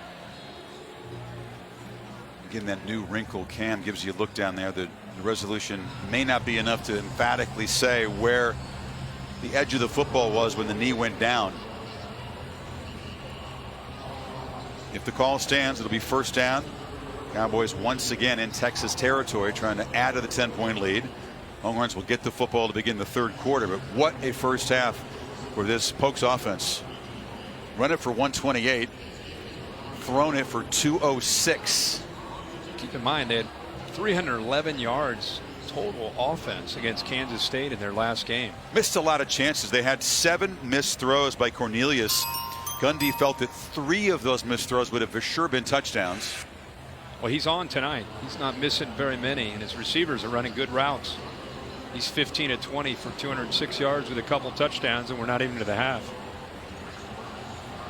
Gundy mentioned that working with Cornelius, obviously knows the playbook inside and out. He's been here forever, but hadn't started. This was his most challenging job, coaching the quarterbacks and bringing Cornelius along, because until this game, they had not done a good job of protecting Cornelius, which made it tough to judge him, right? How can you put it on the quarterback when he's running for his life too often? Yeah, and because of the injuries, and they've kind of shuffled the deck up there, it's made it hard. The receiver's arm was down with the ball at the 49.5-yard line. It's going to be 4th down and a half yard, Oklahoma State. They saw enough on that replay to move the football back just a little bit, and now Gundy at midfield. Is he in a gambling mood? Well, you've lost 3 of your last 4 and 2 in a row. They've been aggressive all night. See if he opts. Nope, he's going to send the punter out with the lead. Up 10, decides to punt it away. Doesn't want to potentially give the ball back to Ehlinger. Listen to the crowd here. With him, you never know. It could very easily be a fake. Oh, did they draw Texas offside? There was a whole bunch of motion by that punt team, and the Longhorns came into the neutral zone. They got Graham, 49, to jump when they all moved, when they shifted. Well, you said there might be a wrinkle. There's a Gundy wrinkle. There it is. He's like, hold off on the booze just yet. we have something in store. This was like the Canadian Football League, Dave Katai, a whole bunch of dudes in motion. You can't go in motion when it simulates a snap. Offside with contact. Defense. That 5-yard penalty will result. First down. There's the charge forward. The up men. I'm sorry, I don't agree with that. Both those backs moving forward simulate a snap to me. So that would. Oh, wait, there was a sideways step in the interior of the line, too. Exactly, Chris. Wow. Exactly. They saw Graham. Ogbongbemiga did a sidestep in that. They didn't see that. Well, Tom Herman saw it. He's calling a timeout. He's fired Timeout. up. It really wasn't about the guys coming forward, was it, Dave? It was away. about the actual line of scrimmage. And watch number 11 here for Oklahoma State. Well, you're going to have a replay here. And, Chris, what you said is more definitive by that lineman. You can't simulate action at the snap. That simulates action at the snap. Plus, let's take a look at it again if we can. If the lineman's in a three-point stance, he can't come out of the stance. Not in the stance. They're not in the stance, they're up, but still, that, to me, simulates action at the snap. You think this is a judgment call for this crew? It is a judgment call. I just don't agree with their judgment. Great. The sidestep that you mentioned, Chris, is the key. More than the backs moving forward. He's spent a timeout to lobby here. So, Dave, what's the result of this? Is he going to be able to lobby his way? The officials have already talked about it. I don't see how they can change the display, and it cannot be reviewed. So this is just for venting, for his satisfaction, to make his point. I would think so, and I have to agree with his point. Well, I'm sure somebody from upstairs told him exactly what you're seeing, and what you guys saw as well. I mean, well, the little trickery worked, and Oklahoma State a first down now inside the 45-yard line, trying to add to this lead. They've got all 3 timeouts. Hager out of the game. Hubbard is the back for Oklahoma State. He's got it. And he fights back trying to get the edge. Takes the long way around and picks up 5. What a nice looking freshman back. 6'1", 207. Gets so caught up in Justice Hill. And deservingly so. But those two complement each other. Tonight we've seen them in the backfield a lot together. That's given Texas some fits. Hubbard is a dude. He's from the Edmonton area. He ran wild in Canadian high school football. He averaged 15 yards a carry. Competition not quite what most of his teammates faced, but still, you can see the speed. And 2nd and 6, he's got it again, cuts back, and the man from Edmonton near the marker again at the 35. Well, Texas has been keeping their safeties back, trying to avoid Wallace, number 2, making a big play. They've had some success with that, so they've kept couples. Now you see the safeties coming down. Now you saw him try to quick snap, but Texas just masked right over the center, and there's no gain. 3rd down. Well, that was a good job. They try to catch him off guard, but Texas holds the point there right at the line of scrimmage. If anything, he might have lost a half a yard. He didn't come close to the first down marker. He hurried that up, and hurrying it up, I don't think his offensive line had a chance to come off the ball at all, and Texas beats them off the ball. Watch Texas almost anticipating the snap count. He ran into a brick wall. He did. And Foster, he bounced back. He did. And tried to reach the ball, so they'll spend the timeout. You had a feeling from being around here a couple days. You had a feeling just from long distance that given the history of this coach and this program and what was at stake here, that they might come up with a special performance and a few wrinkles. We've seen all that so far tonight. Yeah, 344 yards of offense in the first half. And I think the up-tempo approach, they have always had that. But I think it's been a little bit more intense here in this first half, and I think Texas's defense has been looking around trying to make adjustments. Those first 3 or 4 times they had the ball, they were running and throwing, really doing anything that they wanted to. But give Texas credit. They kind of settled in, only down 10. We'll see what happens on this last possession Oklahoma State has at the end of this half. Yeah, as the tempo has come down, the effectiveness has come down a little bit, and we've seen Oklahoma State have to work for it. It's a 4th and 1 now. Hill is the back. Cornelius looking to throw. And it's a deep one. And it's caught for a touchdown by Wallace.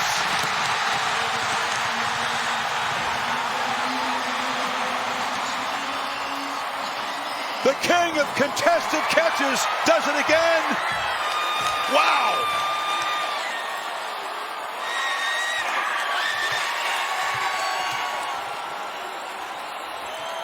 You got 2 4th-down touchdowns in the first half of the Pokes.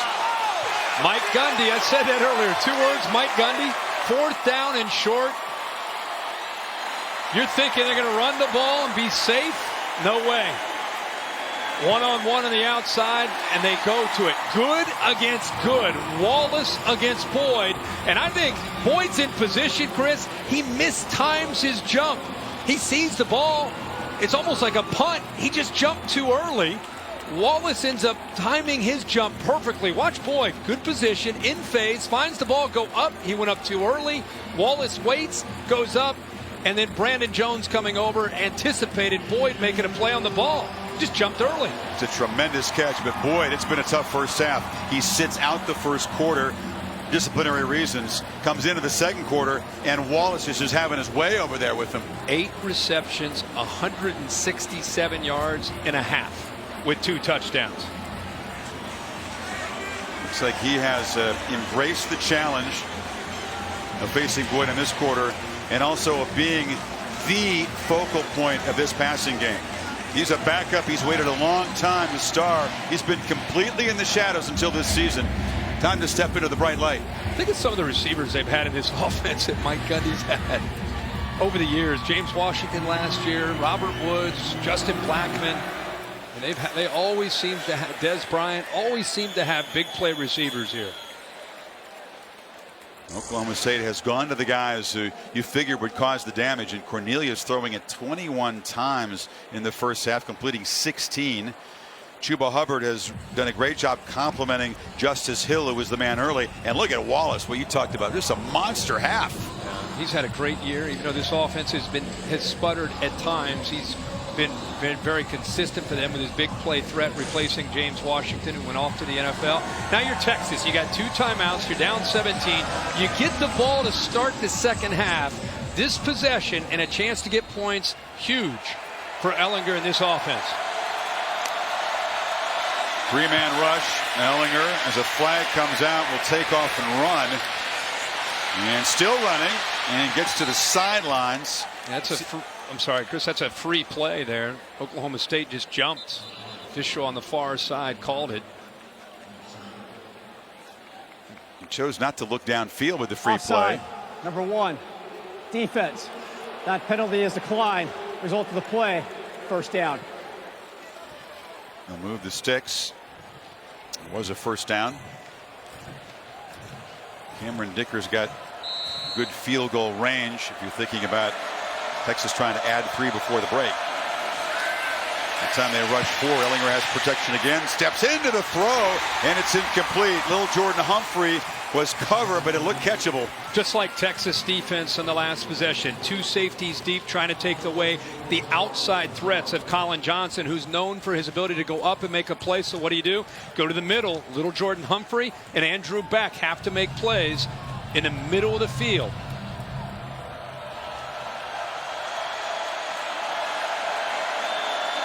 Second and 10, minute 2. Cowboys bring pressure. Ehlinger delivers short over the middle. And the catch is made by Watson. Doesn't have 1st down yardage. Clock will continue to run. Obviously urgency here with trying to hold on to those timeouts. Confident that they can pick up the 1st down here. They need a yard. And it is a first down. And they whistle. And little Jordan Humphrey was not set up. Lazy getting out to the line, not hurrying up, will cost him 5.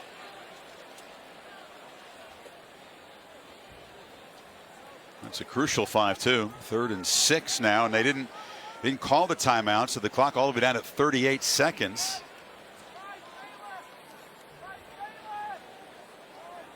The small things. You know, Chris, there's got to be an urgency to the wide receivers.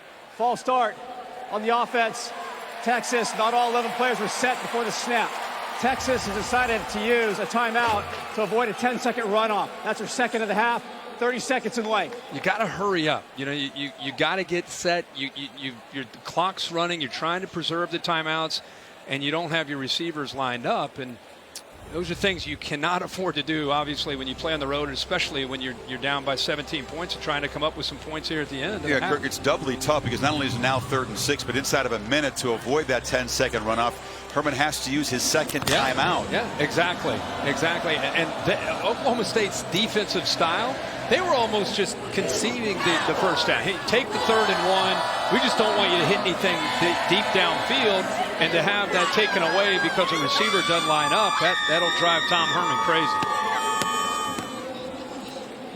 Let's see if they continue to press forward, trying to get in field goal range.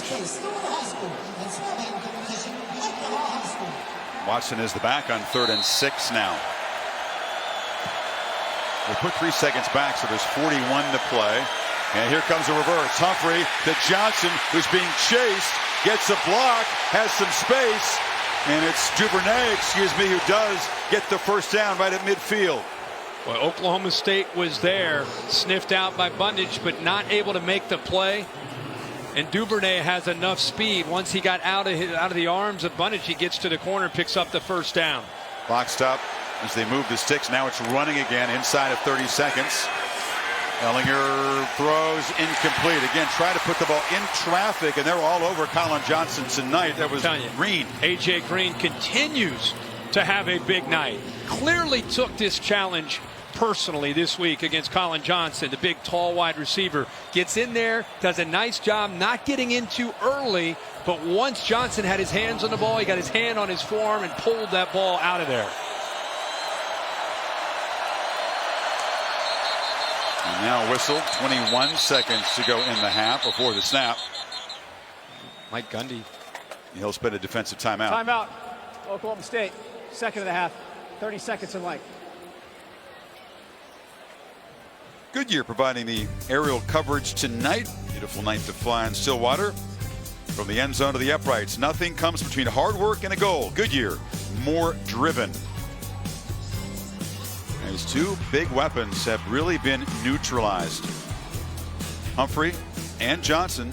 Where can Ehlinger turn for answers? Andrew back to tight end, made a big catch earlier to get down to the 1, set up a touchdown. I think this first half, it's been tough to get the ball to Colin Johnson, and he's clearly the guy who's made a ton of plays this year for this offense, but 1 reception for 14 yards. They've gone to him 5 times.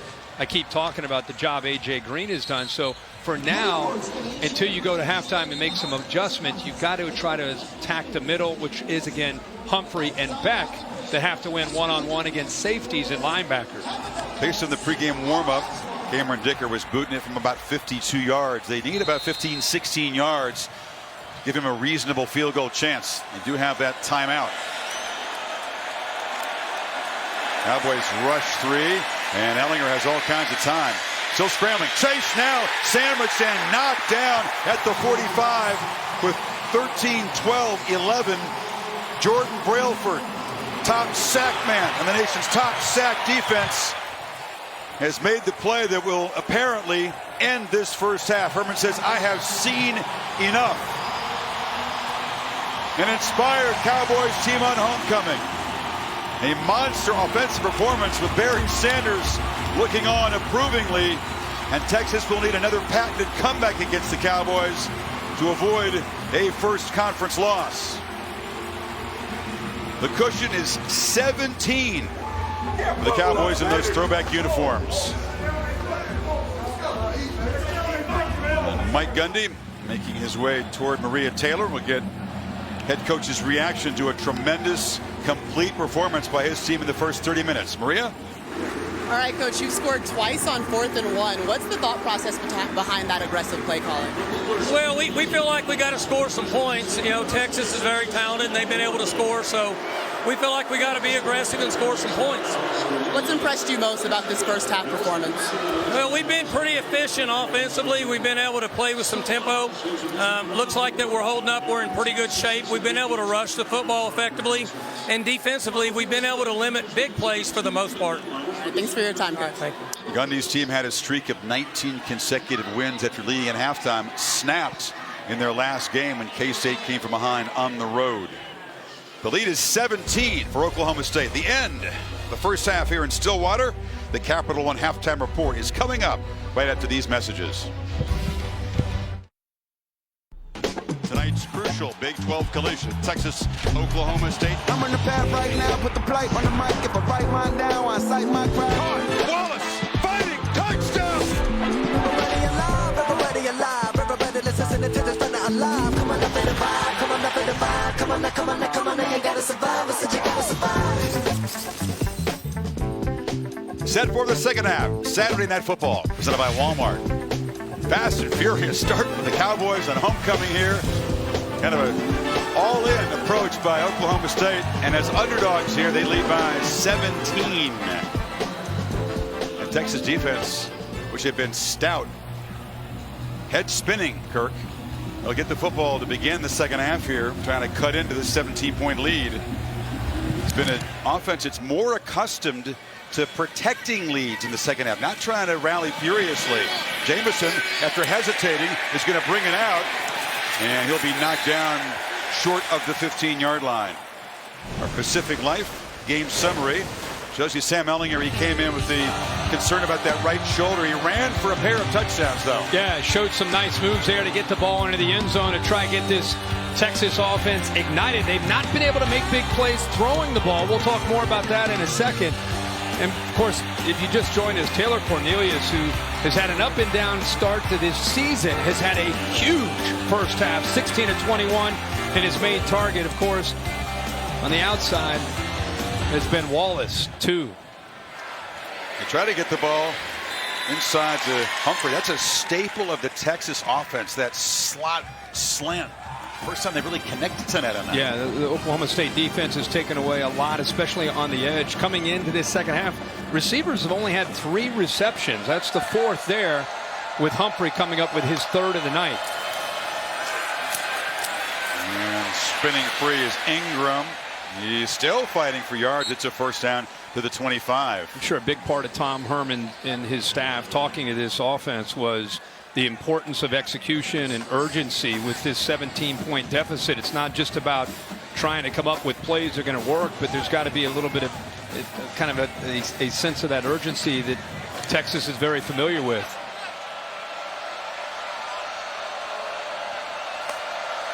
Daniel Young, they go in motion, and now they pitch it to him, but he is well covered. He escaped momentarily. Big Vela knocked down for a yard loss. Maria, what did you learn at halftime? Well, Chris, Tom Herman told his team that everything that could possibly go wrong did in the first half, but told his team also that their best playing is still good enough because he feels like Oklahoma State put their best half of football together, and if his team can do the same, that their team will be much better. Now, defensively, one of his biggest concerns is that they're not fitting the run right now, and they're not playing their assignments in the passing game, so he told his defense they have to have a sense of urgency in the second half. Good stuff. The whole team needs urgency, including this offense in the opening possession. Long throw. Duvernay couldn't grab it. It hit the rug. And now it's going to be 3rd down and long. Like you said, that is a long throw. Actually, good placement. Low and away from the defender. A tough catch. You can see the ball clearly hits the surface, and incompletion set up a 3rd down and long here. It's one thing to be down 17, but when you're down 17 and your defense can't stop the other guys, it makes it doubly tough. Ehlinger now 7 of 18 throwing the ball.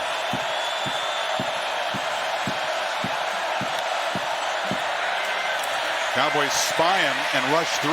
Gets the ball out. Catch made. First down. Duvernay. That was a dart. Sure was.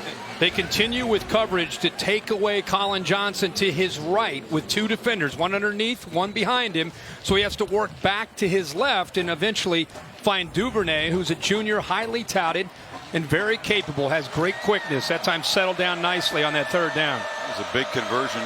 Needed 11, got 14.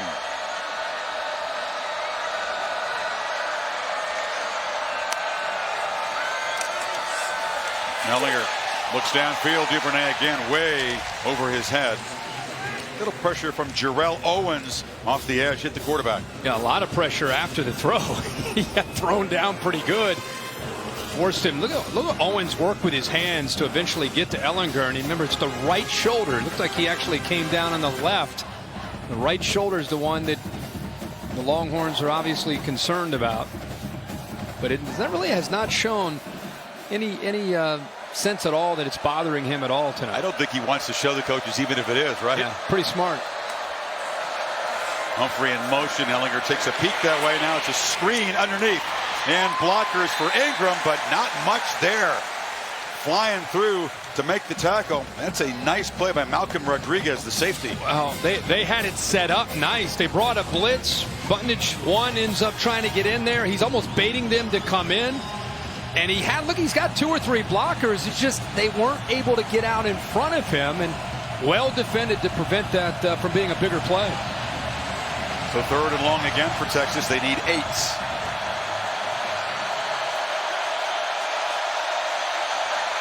Three-man rush. Ellinger surveys and delivers. Almost intercepted. Stepping in to break it up was Rodarius Williams, and it's 4th down. Been talking in the entire game that this secondary has taken this as a personal challenge. Big part of Texas's success is winning one-on-one matchups. Boy, Williams played that perfectly against Hurd. Stepped in front of it. Only thing he didn't do is catch it. If he holds on to it, he's running to the end zone for a touchdown. We talked about A.J. Green all night. Now Williams, the corner on the other side, makes a big play. Dylan Stoner back to receive the punt of Bachevsky. Rugby style. He got close, but it's a pretty good boot. Fair caught at the 22-yard line. So Taylor Cornelius has waited 4.5 years to start at Oklahoma State. Tries to build in a great first half.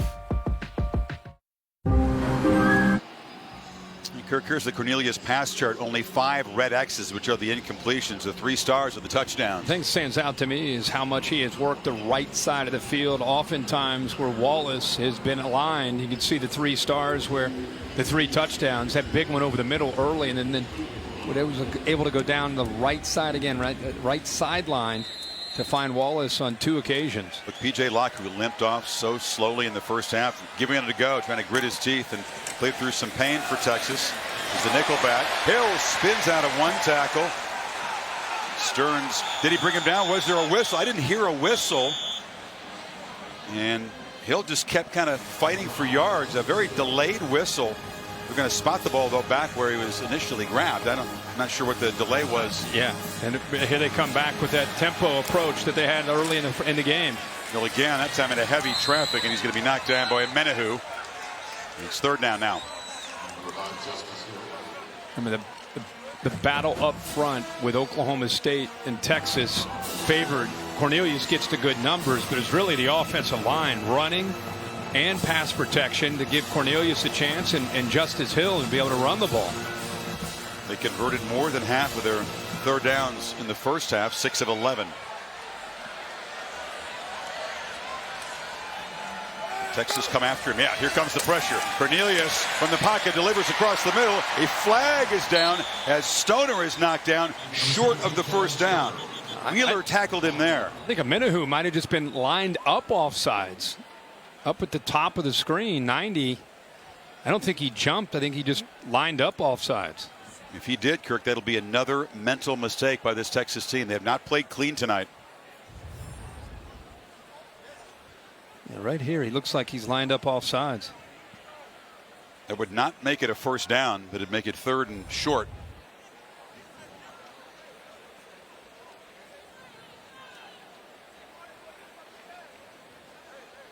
It's the conversation. They wanted clarification that they didn't gain first down yardage with the catch.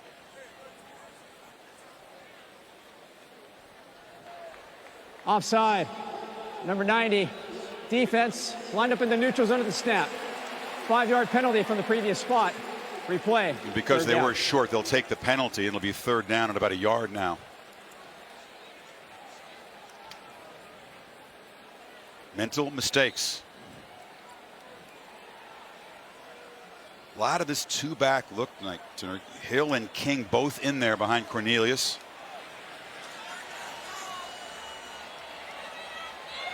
Now Hill motions out and look to throw it to him. Catches it in the flat, makes a man miss and gets the first down. You know, whether you run Hill or you motion him out, you're just trying to get the football to him where he can have a little bit of room to work with and make somebody miss. That time he had a blocker as a receiver out in front of him with Johnson, and he didn't need a whole lot of room to have to pick up that first down. Cornelius, big fella, keeps it and gets about 7. Gundy said he felt the target for touches tonight for King was at least 20. Well, Hill, I said he's already run it for 16. Caught a couple passes. At the pace of this offense's performance tonight, he might be looking at touching it up to over 30 times. But they are doing a good job with J.D. King and, of course, Hubbard, who's been in a lot tonight. But for now, the two backs back there are King and Hill. Been rotating those three tailbacks, all involved. Cornelius pump faked it to Hill in the flat. Now looks downfield. Wallace. And that time, the battle was won by Chris Boyd, who recovered and broke it up. Yeah, Wallace seemed to, in the middle of his route, slow down on his route. Watch him just a little hesitant right there. Then he picks it up, and I think that affected the timing and where Cornelius wanted to throw the football. About halfway through, I think he was surprised that Cornelius was looking his way, and I think that hesitation cost him a potential shot to make a play on the ball. Yeah, tough night for Boyd, but you could see why he's considered an elite corner. The speed to recover and go up and break the pass up. On 3rd and 4, Cornelius gets it out, and that's Stoner once again fighting near the marker, and they'll spot him just short. That was Locke who made the tackle. Boy, it looked like his right arm, just by reaching across, almost like you're at a goal line, his right arm looked like it reached after he made the catch, just to make sure that he had enough right there. Might have been just enough to pick up that first down. They had the 4th down marker down there. There's always been hesitation tonight from the chain crew over there. For a first down, previous play, under further review. Well, they said it ruled on the field a catch and a first down, but it really wasn't where they spotted the ball. No, he caught it about a half-yard short. The reason I brought up, it looked like he tried to get his right arm. Oklahoma State. So he's about right at the line there. See, he's trying to reach and give P.J. Locke a lot of credit for trying to hold his arms down. Yeah, he's across right there. Oh, I'd say see that right ball. arm? They just didn't initially spot it up there, and they had the 4th down marker up. Yeah, the forward progress looks like it'll give them the first down, but every inch mattered there to try to pick up that first down, but they do confirm it. Hill out. It's King and Hubbard in the backfield. And Hubbard motions out. Cornelius throws it over to him. One-on-one battle on the edge. Slips a tackle. So much of this game, Kurt, so much of this conference is about battles just like that in the perimeter. One-on-one. One-on-one in pass protection. One-on-one on the outside trying to make a play. He looked downfield. Eventually has nobody to go to. Remember, in the first half, there were a number of times he didn't have a check down. This time he has Hubbard, and you're right. Who's going to make a play? Actually, give the defense and Brandon Jones some credit for being able to make that play against a fleet-footed running back with the ball. Could have been a loss. Instead, it was a 1-yard gain. And on 2nd and 9, Cornelius is pressured as he's being brought down, just heaves it.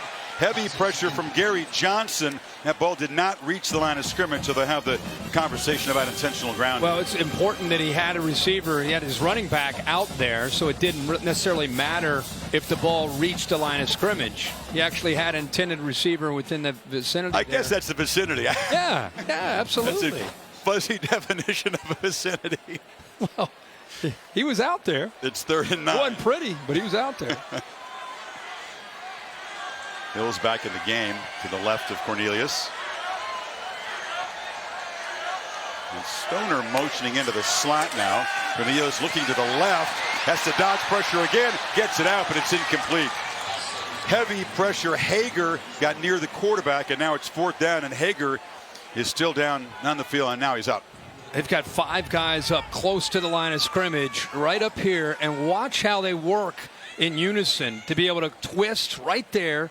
Hager eventually creates the pressure, and Cornelius, because of that pressure, all he could do is step up, avoid the sack, and then just basically throw the ball away. Here's the punt team. Hager was slow to get up and then sort of staggered over to the sideline and sat on the bench briefly. The low kick. Brandon Jones comes up. No fair catch. Takes it at the 15 and moves right up the middle. Hard hit. Gets across the 30. So as Hager nurses his injury there, Texas offense back on the field when you come back. Down by 17. Saturday Night Football, presented by Walmart on ABC, is brought to you by Burger King. Get 10 crispy chicken nuggets for just $1, only at Burger King. ChoiceHotels.com. And Samsung QLED TV, the official TV of ESPN College Football. Barry Sanders said, yeah, sure, honor me, but only if you bring back the War Pigs, that offensive line that blocked for him. In 1988, had the greatest season any college running back has ever had. Swept all the awards. Never see that equaled. Never see that yards per game equaled. All those yards, all those touchdowns, and then he flips the ball to the ref after every score. And there was a lot of them. Yeah, there were. So Texas, second possession of the second half, still down 17. Needing that urgency that Maria talked about, and there's a downfield look. Johnson running for it. He's got it. A big strike down near the 20. Well, Texas has been waiting and waiting and waiting. And we actually, you know, they get an opportunity to make a big play, and then there's a holding call. Offense. Wow. Andrew Beck. 10-yard penalty from the previous spot. Still first down. They kept a tight end to help in pass protection. They finally get Colin Johnson loose at the bottom of the screen. 47 right there. He's matched up. Gets some issue. Walter Scheid actually gets in there. And because of his effort there, it looked like Beck grabbed a hold of him and pulled him down. Yeah, the yank at the end of the play, huh? And like I said, Colin Johnson has not been able to win a one-on-one battle. That's what this offense is known for, and they finally get him behind A.J. Green, and it's brought back. Massive, massive penalty. Negated a 45-yard gain. Makes it 1st and 20.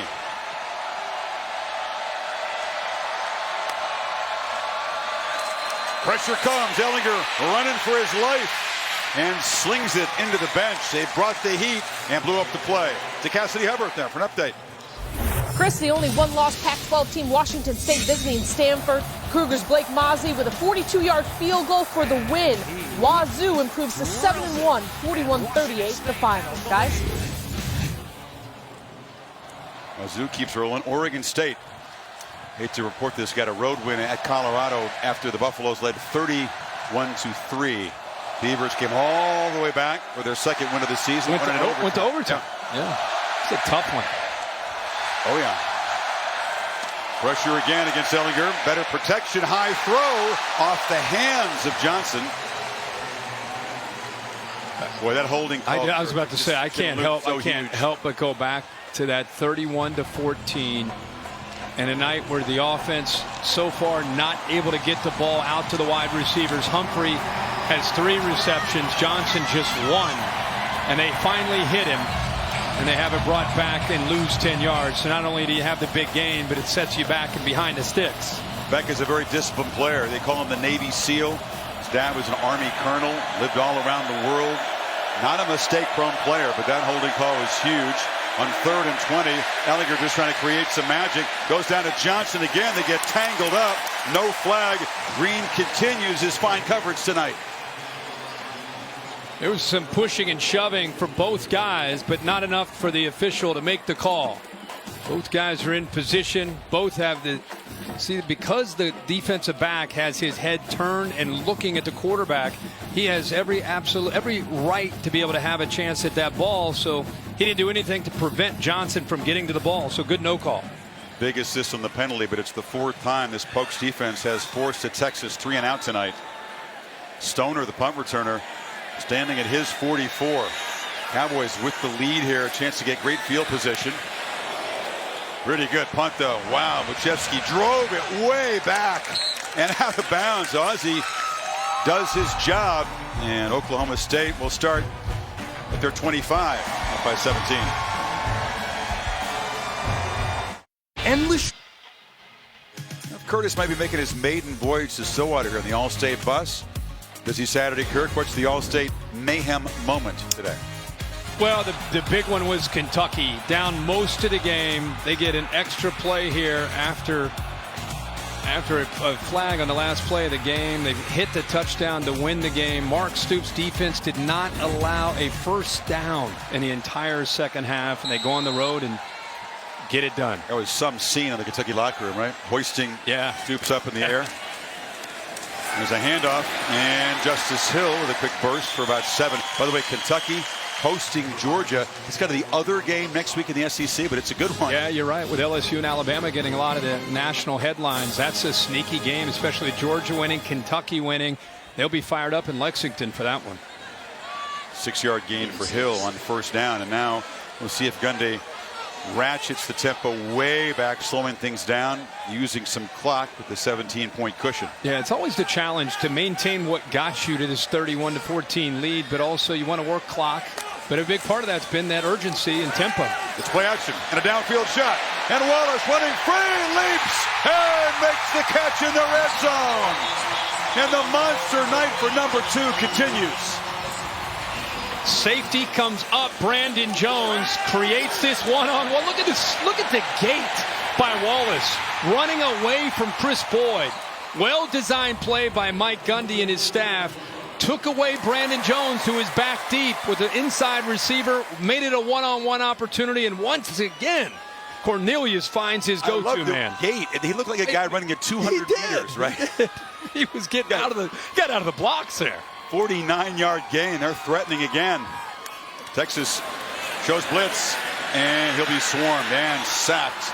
Anthony Wheeler from his linebacker position, and Hager was in there as well. Hager came in there. They brought both the inside linebackers, and just one too many to block for that offensive line on the left side. So Todd Orlando, after that big play, says we've got to get after the quarterback. They sling it over near side. Johnson. And he dives down to the 20. They get the sack yardage almost back. It'll be third down and about 11. Todd Orlando right now getting his call in on third down and long. He's thinking, all right, guys, we've got to take away Wallace. We've got to take away Wallace. He continues to rely on Chris Boyd out there to the offense's right by himself. Right now, he does not have a safety back behind him, so it looks like he'll keep Wallace one-on-one again with Boyd to the right. Texas trying to get lined up, moving around. If they can hold Oklahoma State to a field goal, they can keep it to a 3-score game. Heavy pressure. Ball gets out, and it's not caught. Wallace, one of the few mistakes. You rarely see him drop the football, and it's 4th and 11.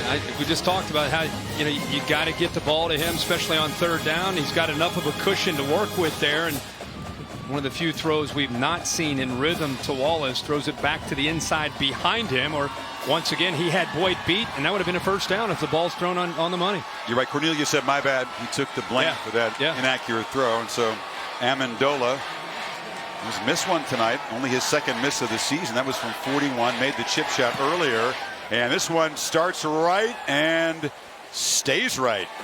Only one miss coming in. A pair of them tonight. And Texas gets the football back, still down 17. Over on ESPN, Sunday NFL Countdown, 10 o'clock Eastern Time. Matchup with the Packers and the Rams with the 2 ex-Cal quarterbacks, Rodgers and Goff. We'll break down the Saints and Vikings playoff rematch, also on the ESPN app.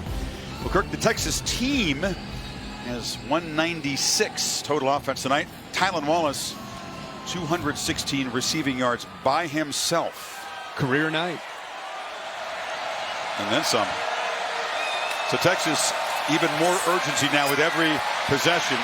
And Ingram gets off to a good start, barreling across the 35. I think anybody who's watched Ingram as a true freshman, you could really envision what he's going to look like the rest of this year and, of course, throughout his career. They've got a good one as a true freshman, and important that they don't just start throwing the ball every play. It was still just under 5 minutes to go here in the third quarter. Ingram off his first career 100-yard game against Baylor 2 weeks ago. They fake it to him, and Ehlinger didn't see the pressure, had to step out of a tackle, and now will scramble and just duck down and try to protect that right shoulder at the 44. Jarrell Owens came around the edge quickly.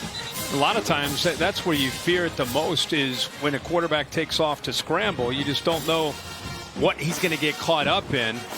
Did a good job of getting down and beneath any potential big hits from the Oklahoma State defense. Mike Scott, the reserve defensive end, was told by his teammates, buddy, get to the sidelines, and the athletic trainers are checking him out. Here's what happened on the tackle there. It was friendly fire in there. Ran into the helmet of Justin Phillips, the linebacker.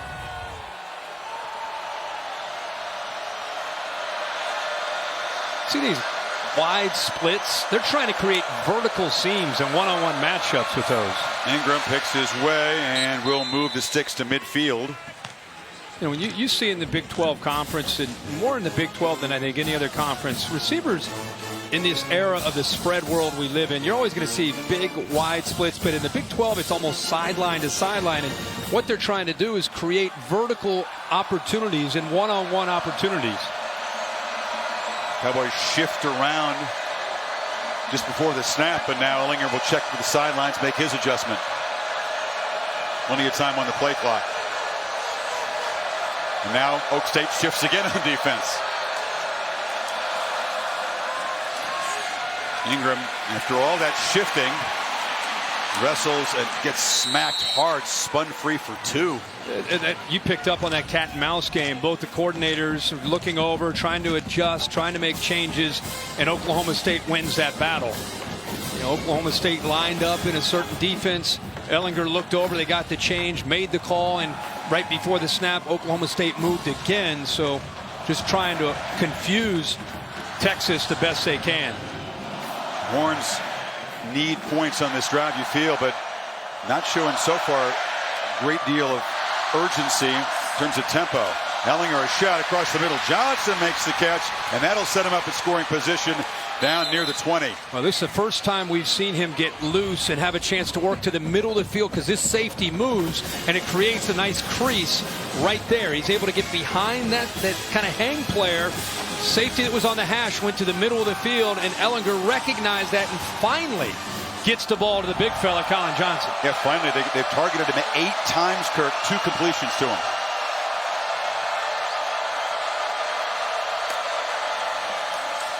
Ehlinger rolling out, and now throws back. Looks for Ingram and makes the catch for a touchdown. A wheel route, and Texas has life. What a catch, and what a throw by Sam Ehlinger. Unbelievable. He's right here. He's going to go down on the wheel route. Linebacker stays with him. He waits to the last second to deliver the ball, and that is right over top of the defender.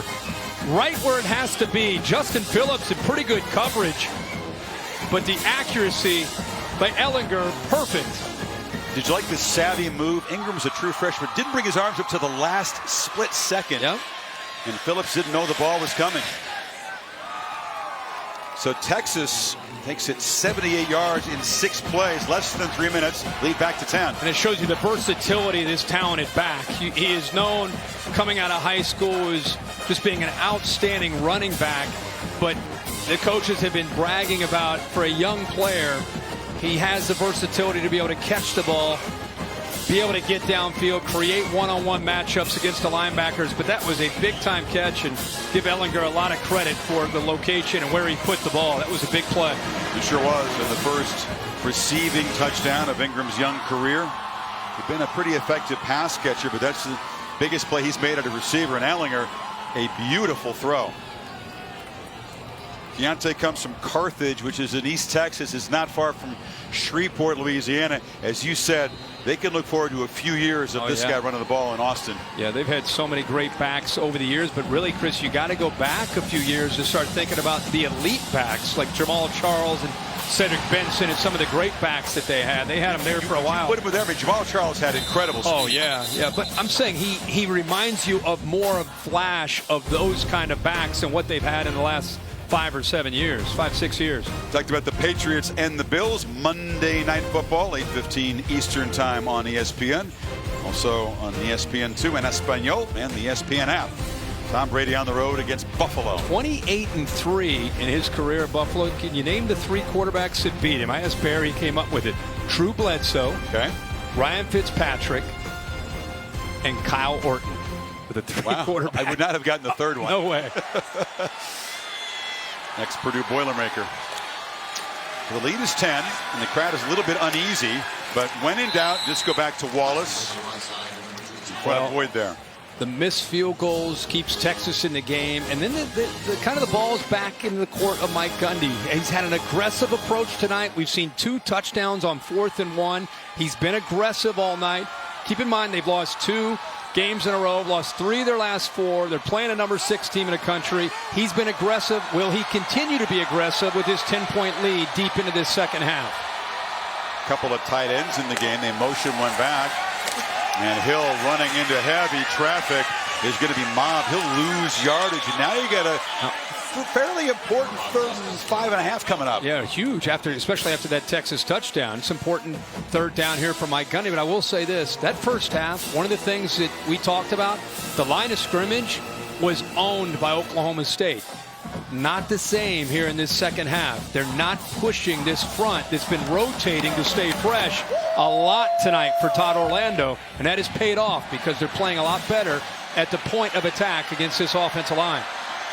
Hill and Hubbard in the backfield. Got to watch the running backs as receivers in these situations. But he looks over the middle, and it's the reliable catch made by Stoner, but a flag came flying in, kind of in that holding area. So this catch may come back. Yeah, I think it may have been a chop block. You had a guy going kind of submarining, the running back, Hill, and also a lineman. Personal foul, chop block, number 68 and number 5, offense. 15-yard penalty from the previous spot. Still 3rd down. You're all over it.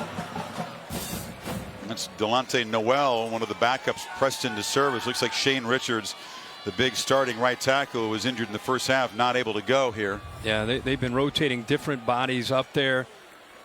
Right now, you see right there on the right side, Hill goes down low. Noel hits him high, and the officials all over that. The umpire saw that and threw it. Now it's Oklahoma State's turn to have a big play nullified by a penalty. That's a big play because it would have given him a first down, and now it's 3rd and 20, final minute of the quarter. Texas brings pressure. Cornelius works free, dumps it down, but way too much work to be done on that 3rd and long by Justice Hill, and B.J. Foster smacked him. That is a big-time stop after the touchdown pass by Ellinger, and there's some energy over there on the Texas sideline for the first time we've seen really all night. They get a touchdown, they get a stop, and then when you're down 17 and you get it to 10, that's what you need to do, and the Horns will get the ball back. Texas is going to have to reverse a trend if they're going to come from behind and win on the road and avoid the upset. And Signer boots it very high and pretty short, and Jones comes up, makes a sliding fair catch. Texas has been a poor 4th quarter team. They have been outscored 52-17. They're going to have to reverse that and come from behind. Ellinger, the quarterback, looks confident he'll get the football to begin the final quarter here in Stillwater. We're good. Should be fun in the 4th here. Back after this message and a word from your local ABC station. Set for the 4th quarter, Saturday Night Football, presented by Walmart. Good. You notice up there in the left corner, that's where the students sit. And there's actually some empty seats now because a lot of the students came here to see who's going to win that prize they announced at halftime. Which Greek houses were going to get the awards for best decorations. They went crazy when they announced it. They went nuts. Ingram, that's Daniel Young, who's getting some touches here. The 3rd Texas tailback, big physical guy, 255-pounder. So a methodical start to the drive. Again, they're not going away from just making Oklahoma State aware of that.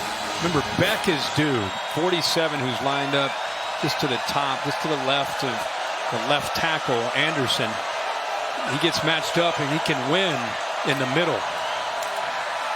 Ellinger Surveying downfield, has some room if he wants to scramble. Asks for a block and gets it. He's hit hard in the left shoulder and knocked to the ground by Phillips, but it's a first down. And Phillips hit him hard. He was coming in. He saw it the whole way. By the way, really good job here by Ehlinger of showing this toughness, this grit that makes him who he is. He knows he's going to get hit, but it is the left shoulder from Phillips that comes in right there, full speed. But you see the yellow line. He's beyond the first down marker. He also got whacked in the helmet. That was helmet to helmet from Phillips. Not called, and the replay doesn't buzz down to look at it. And now Texas has a flinch, and it's another false start. That was that back in the backfield? False start. Number Left 77. guard. Offense. 5-yard penalty. Still first down. It's Patrick Vahey, the left guard. Something said this guy's not going to play cautiously. You didn't figure he would, Kirk, even with that right shoulder, and he has not tonight. Again, he told you, and if you've watched him play, that's what makes him who he is. It's just in his DNA. He doesn't know any other way. To the right, easy pitch and catch. Johnson cannot escape Green's clutches. Short gain. I think that's what people really appreciate and respect about Ehlinger is how he approaches his job. And I think you look at Texas this year, a big part of the reason that they are who they are is his approach, his toughness, and the way he leads his team and the way he plays. His players fall in behind of that blue-collar approach. As he extended his school record, no picks since the last play of that opening loss to Maryland, approaching 200 consecutive attempts. Watson motioned all the way out to the left, and now they throw it back to Johnson. Did he make the catch? Now they fight for it. Incomplete, but a flag comes in. It was Green again defending. Well, Green that time did not have his head turned around. So many times tonight he's had his head turned around, and when you have your head turned around, you have equal rights to the football. This time he did not get his head turned around and made that contact, and that's what brought the flag. Pass interference. Number 4. Defense. Spot foul, automatic, first down. I mean, we talked about watch 4. Watch how his head, this time Johnson starts to work downfield, and really not to the last second he gets his head turned around. The hat cam, you saw the flag. You saw the flag come in. Man was wearing the camera who threw the flag. We love it. Double duty, multitasking for us there. Ball moved to the 32. 5th penalty on the Cowboys. Ehlinger batted down the line, rejected. So a guy Walter Scheid again. Did it twice tonight. Yeah. Big long arm fella. And he's 6'5", 260 with his long arms. He doesn't have to spend a whole lot of energy jumping up. Watch him. He just looking, waiting, and then just puts his left arm up to knock it down. It's like a basketball block. Just really is. Rejected. You see that more and more in college football because it's hard. The ball's coming out so fast nowadays. It's hard to get there. So these ends, they're just kind of peeking and looking and timing up the try to knock the ball back. Like Manute Bol there. Get it out of here. They fake a handoff on 2nd and 10. Here comes a slant inside. Duvernay wrestles and will move the sticks. First down at the 21. I love where he put this football upfield just a little bit to Duvernay, so his momentum after he catches it is going downfield to give him a chance after the catch to pick up the first down. That was intentional where he put that, and it was perfect. If he throws that a foot to the right, he has to wait on the ball, and he doesn't pick up the first down.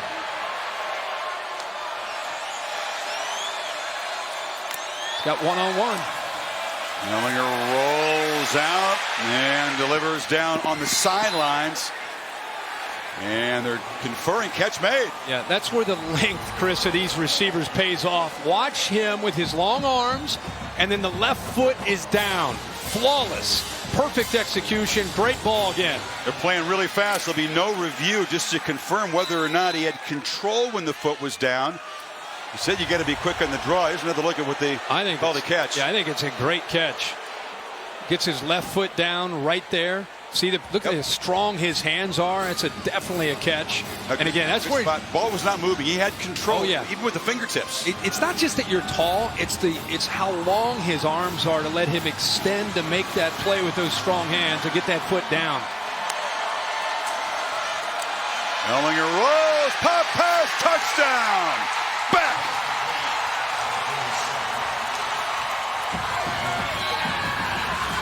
And here come the Longhorns. Here they come. How about the design? Beck's here. He'll block, and then work his way out. What I love is how Ehlinger sells this. I'm going to run. You know, I'm a power runner. Nobody picks up Beck. Slips out where that scrum was. The last second, Bundage sees it, but there's no way he's going to get back there to stop that from being another touchdown for the Horns. Important PAT as Dicker cuts it to 3. Beck and Ehlinger, roommates with Hager. It ought to be a reality show. Those 3 personalities in the same household. 3-point game. Well, the Bear gave you the Aflac fact earlier of the Texas' largest comebacks, and you can see of the 4 biggest comebacks in school history, 3 of them against the Cowboys, 2 of them here. 07 came from 21 down. Vince Young had back-to-back years of huge comebacks against the Pokes. The biggest lead tonight was 17. Texas, the only 14 points scored after halftime so far. Ehlinger to Beck. Now Dicker to boot it away. And Hubbard will let this one go into the end zone. Well, Tuesday night, we'll see where the committee's collective brain is at. The first reveal of the College Football Playoff Top 25 rankings. ESPN has it, also streaming on the ESPN app. You'll want to watch it anywhere if you can't be near a television. These are the percentages to make the playoff, according to our ESPN playoff predictor. Clemson, Peter feels the easier path. Bama, of course, at LSU next week. They decided to leave Texas off there, I guess, huh? Well, Texas very much in the mix and perhaps controls its destiny if it can win out, but work to do here tonight. Still down by 3, and now the handoff to Justice Hill. And you were just wondering, what is Gundy's mindset going to be now? Yeah, I mean, if you think about the offense in the first half to the second half, if you're just joining us, look at that first half. 52 plays. They're on track for 100, 378 yards in the first half. Second half, different story. Different tempo, different energy. Texas has made adjustments, more attacking. The line of scrimmage has favored Texas, where they were getting blown off the ball in that first half. A couple of tight ends in the game. They got 4 on that first down carry.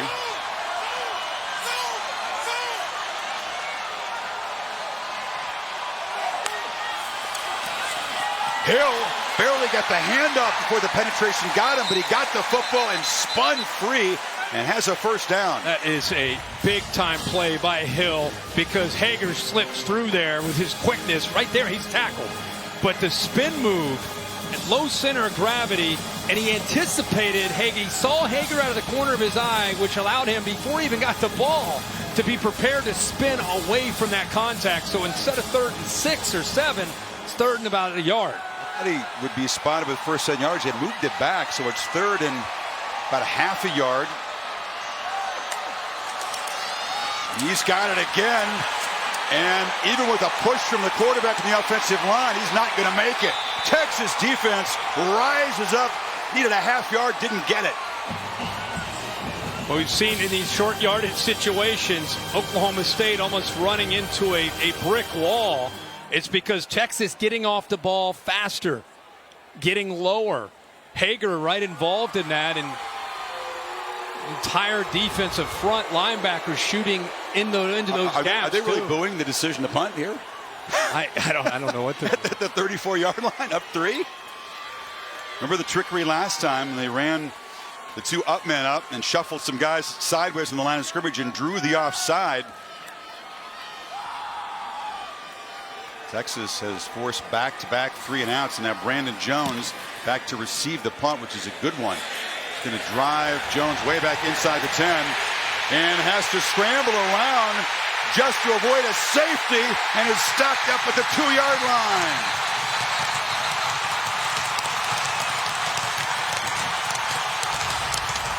Chris, I think he lost where he was on the field with that punt as deep as it was back into the corner. He was lucky that he ended up not getting a safety and costing 60-yard punt points.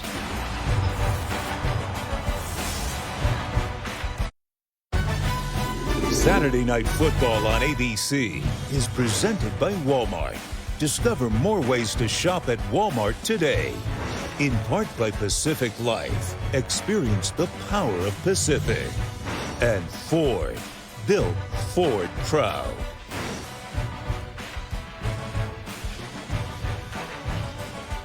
Well, Sam Ehlinger has come alive the last couple drives, leading the Longhorns to touchdowns. Here, recognizing the safety on the half field, working to the middle, opened up this seam route to Colin Johnson. The accuracy with a back Ingram coming out of the backfield, perfectly thrown ball as Phillips is stride for stride with him, and then just kind of baiting the defense on a jump pass touchdown to Andrew Beck. And just like that, the Horns, who are down 31-14, now down 3 points.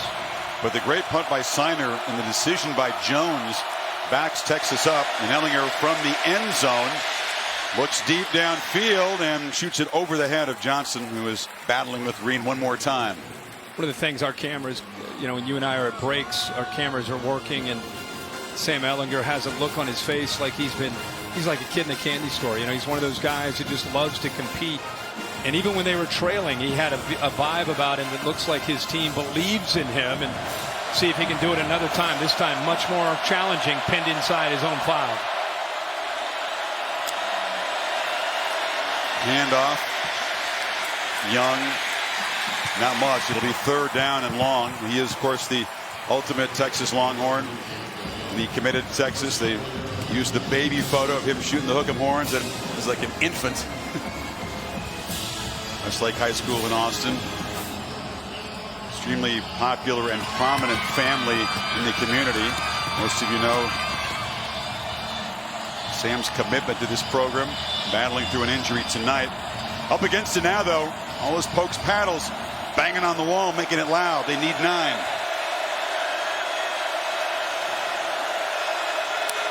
Humphrey comes in motion. Ehlinger is protected and delivers across the middle, and Humphrey makes the catch.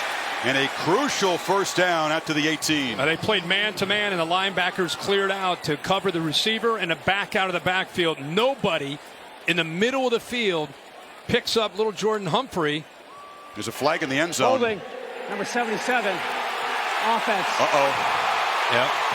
Half minutes to the goal. They did not call the holding in the end zone. That would have been a safety. They flag the hay, but let's see. They said right here, the left guard. Let's see where he holds. It had to be a different number. He didn't touch anybody.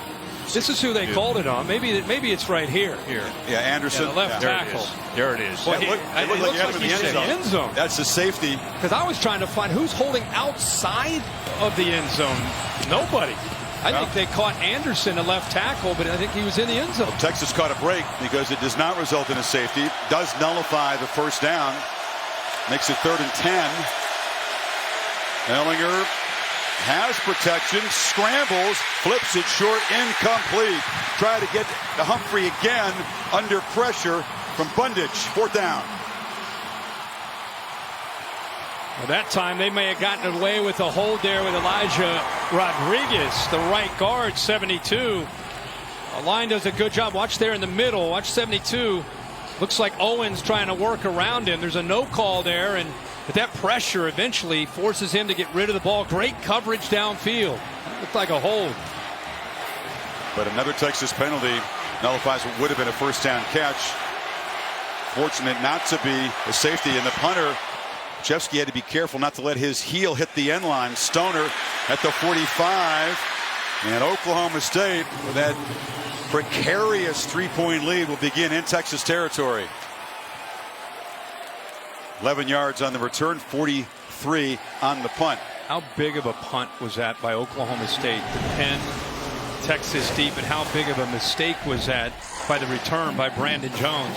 Pacific Life game summary. Ehlinger, who came to Texas with all the hype. Cornelius, who came as a walk-on, had no other FBS offers. It was kind of tiny schools, but he has stepped up and played huge. Can the Pokes offense now add to the lead, set up at the 35? Pump fake, and Cornelius rolling around, has room to run. Now it closes down quickly. Serious closing speed from the speedy track star Gary Johnson. all that space went away in a hurry. No, it went away. I thought he was just going to take off and take 5 yards. There's nobody out in the right flat. Just go. He's waiting and waiting to find a receiver, which gives Gary Johnson, as you said, a speedster at linebacker, enough time to come up there. He won the Alabama State 100-meter without using starting blocks. Yeah. Every other dude is in starting blocks. This guy didn't know how to use them. He was just a raw speed guy. I said, I'd rather run it Wins like the it's state title. Like it's a 40. I mean, that's unheard of. Natural speed. Got to play. Cornelius taking his shot. It's a battle on the edge. Incomplete. Wallace that time couldn't get around Boyd to get to the football. Cornelius knew that Hager had jumped, so it's just one-on-one. What the heck? Throw it up there. 34. Defense. 5-yard penalty from the previous spot. Still second down.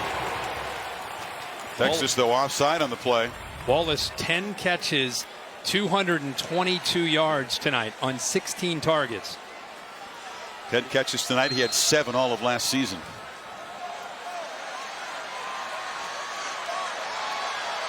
Second and 5 after the penalty. Hubbard is the back.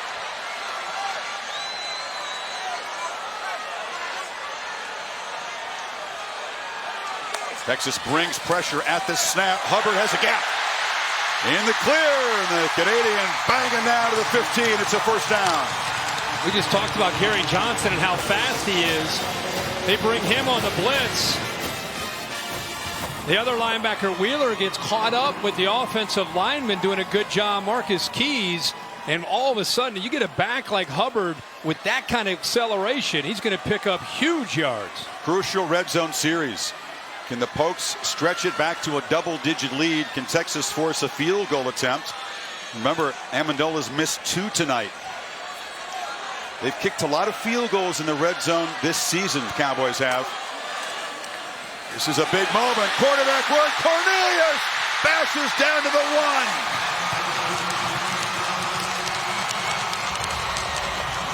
1. Right here's the read. Collapses down on the back. Hubbard. He's going to pull it out.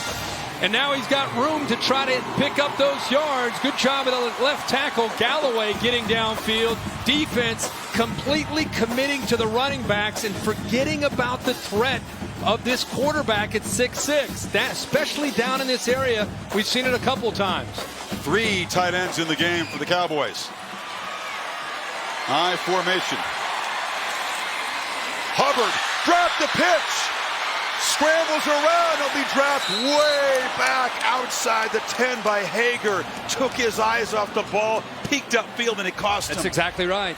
He starts to look to see where the blocks are. Remember, he's a freshman.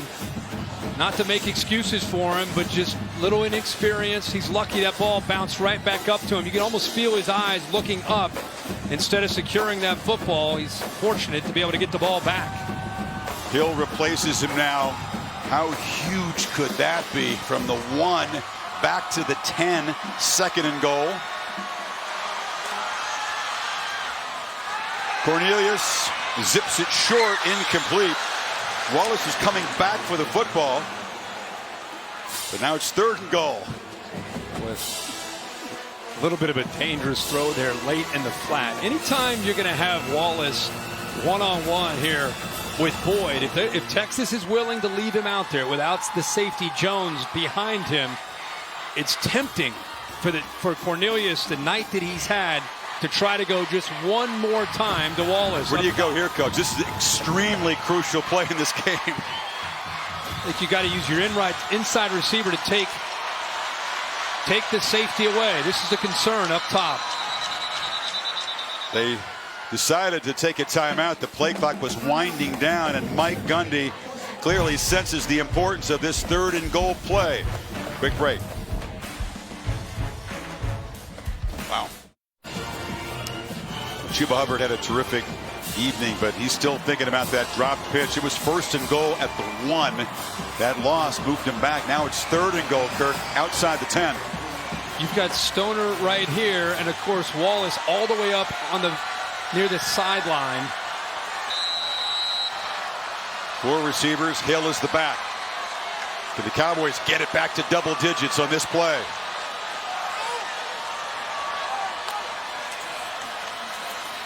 It's a keeper. Cornelius leaps, dives, touchdown! Wow!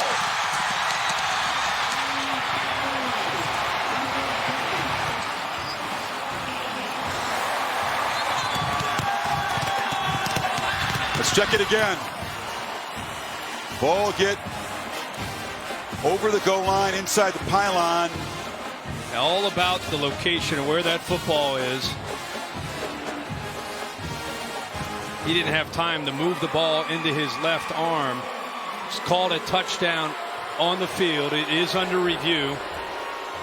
The progressive pylon cam just shows you that the quarterback slammed into the pylon. Foot is out right there. Let's bring in Dave Katay. There's a lot of angles, Dave, to look at on this replay. Good luck, Dave. You got to look at the right foot. Okay, take a look at the right foot and where the ball is when the right foot hits the ground. You can't tell on that shot. Yeah. Right foot is going to hit right there. The ball looks like it's across the plane at that point. It's awfully close. I don't know how. Is it inside the pylon, Dave? He's got to get it. He's got to get inside the pylon. Is he because his foot's out of bounds. He has to, because he hasn't touched in the end zone. The ball has to be over the top or inside the pylon. The rule is you get the goal line extended out of bounds if you touch in the end zone. His foot touched out of bounds before he touched in the end zone.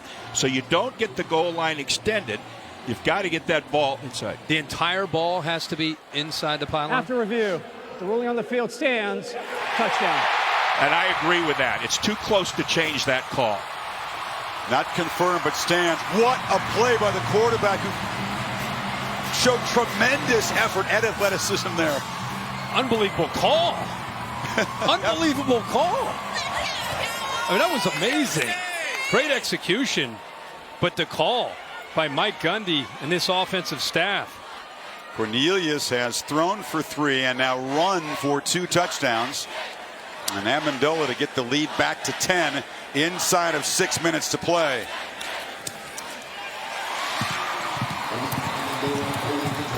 Well, you get man-to-man way on the outside. And watch right here. B.J. Foster's got to get outside, not let that quarterback get around him, but he does. And when he did, there was nobody left on the outside to prevent Cornelius from putting that ball in the end zone. Aerial coverage brought to you by Goodyear. Keep pushing day in and day out on the field and on tires you can trust to help you go the distance. Goodyear, more driven. Lead back to 10. Only a 35-yard touchdown drive. The whole sequence, Kirk, set up by that 60-yard punt by Signer and the decision by Jones to field it.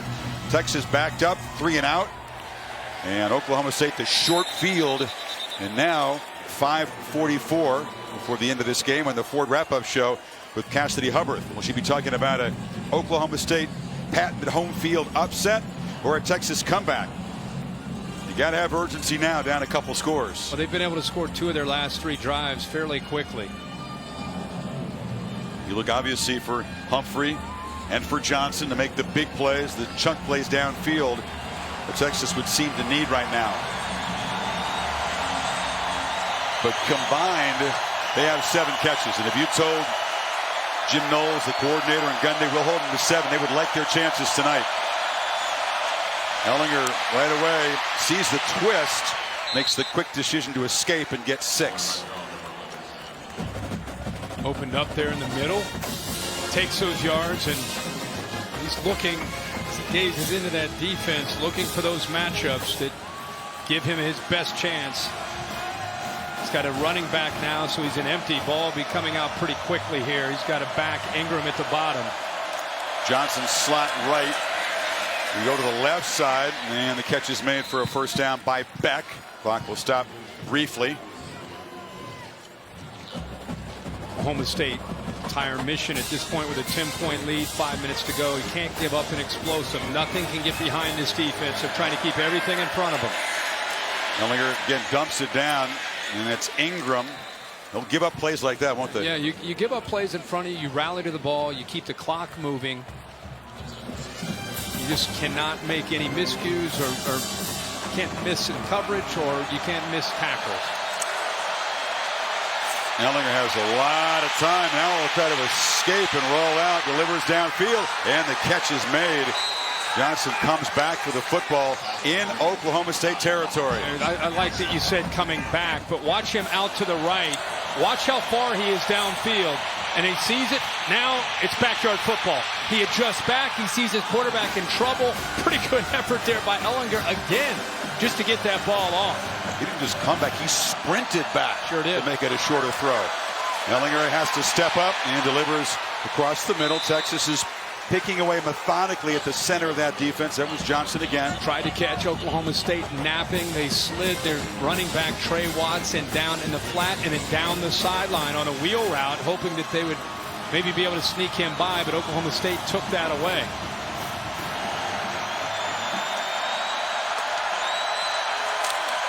Ehlinger, and he'll be wrestled down. It's going to be short of the marker, so that will not stop the clock.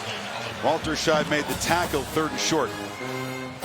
Every time they don't move the sticks, it just chews more seconds away. Exactly right, and that's Oklahoma State. That's their plan. I mean, not only playing with the lead, but trying to work that clock.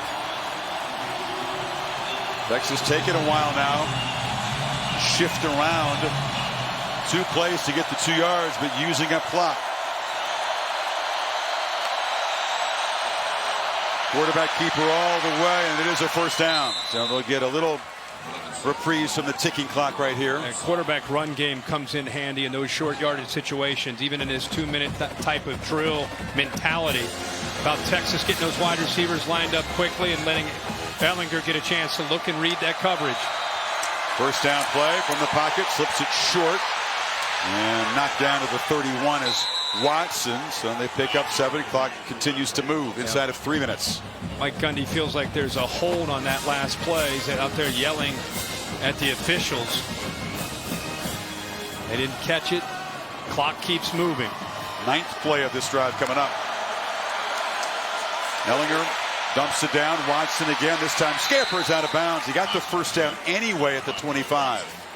Good awareness there by Watson. Not just getting out of bounds, but knowing just where he needed to go. You don't want to end up being a half a yard short, a third and a yard. So he picks up the 1st down, gets out of bounds, and they're at 2:41. All 3 timeouts, which they're trying to hold on to.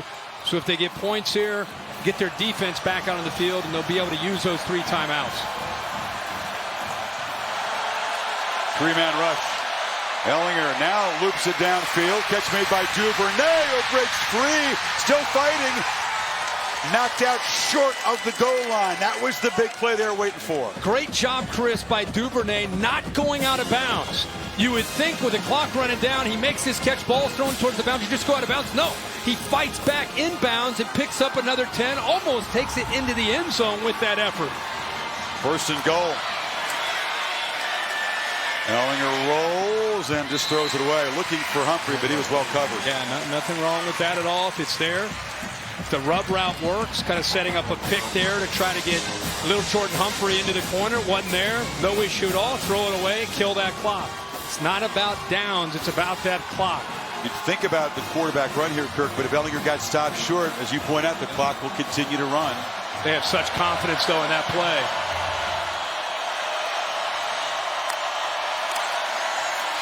Watson not going to get there. Reaches the football, but he is short and will tick inside of 2 minutes. 3rd and goal. Tom Herman's got to get his offense going. There's got to be that urgency. You got to get going here if you're going to try to hold on to those 3 timeouts. He's charging down like he wants to call one. Doesn't get it. And a touchdown. Watson just barreled in. And it's a good thing they ran the play before the coach could call timeout, huh? Yeah, I mean, they were fortunate. I'll tell you, Oklahoma State almost stopped Watson in the backfield. It looked like Trey Carter, the athletic defensive tackle, got some penetration, but give Watson credit for the leg drive, bounced off that, and then got into the end zone. And 13 plays, 75 yards, in just under 4 minutes, the Horns get a touchdown. Important PAT. And Dicker makes it to take the lead back to 3.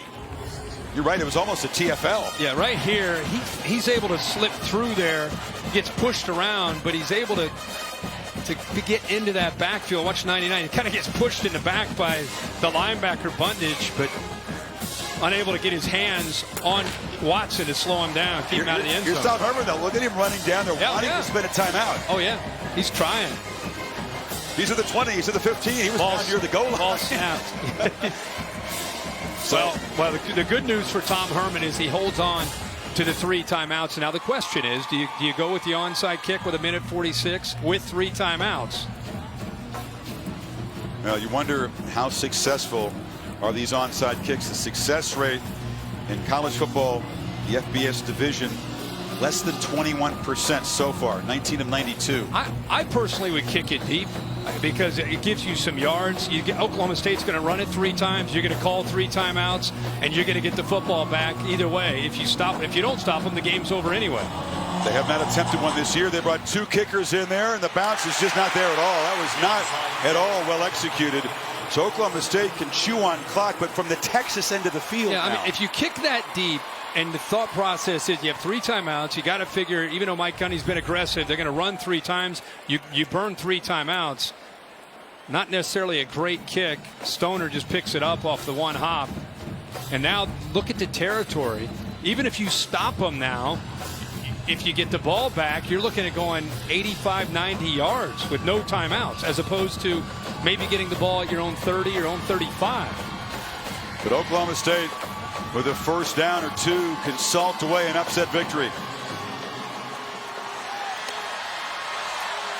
A lot of bodies moving around the backfield. And after all that window dressing, it's a heck of a first down gain. 6 yards for Hill.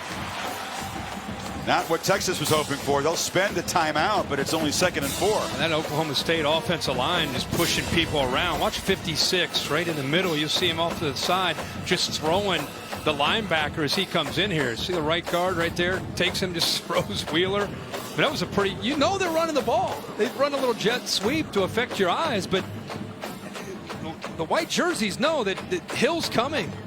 And he's still able to pick up big yards. I mean, the game is, after all this fighting, the game is on the line. If they pick up a first down, the game is over.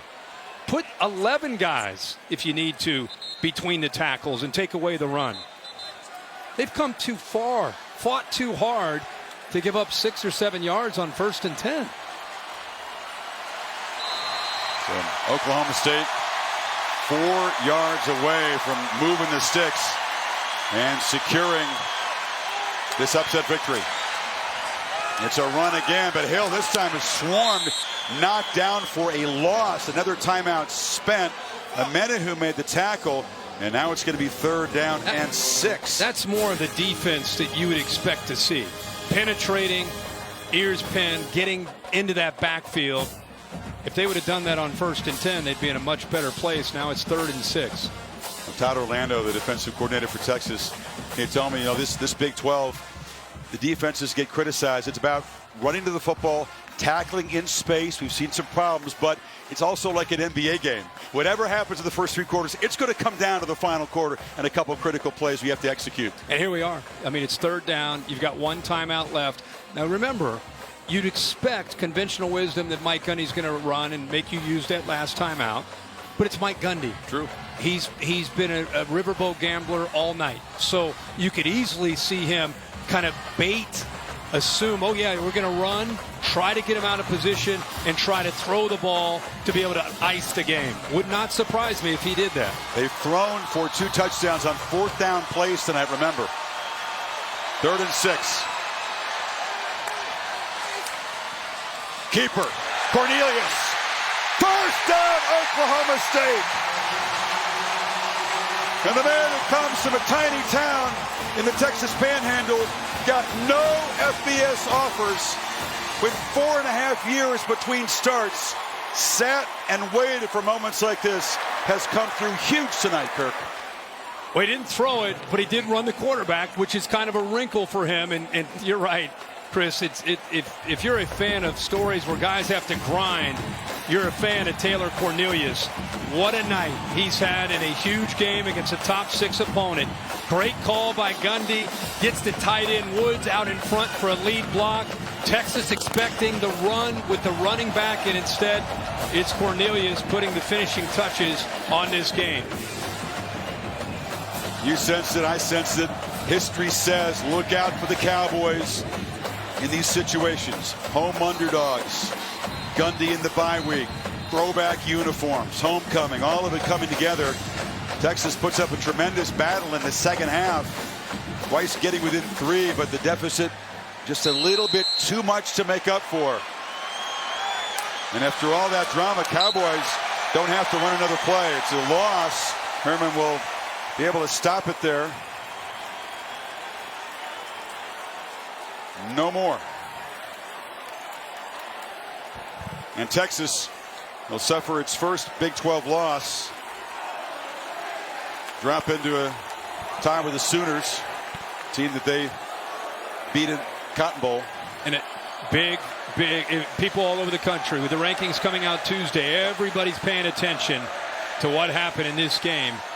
And as you say, the Oklahoma Sooners are a big winner after watching their rival, State, pull off the upset. Cornelius took a knee, and Brecken Hager came flying in out of frustration. And Tyron Johnson combined with him. Gundy charged out of the field trying to get his guys away from Texas.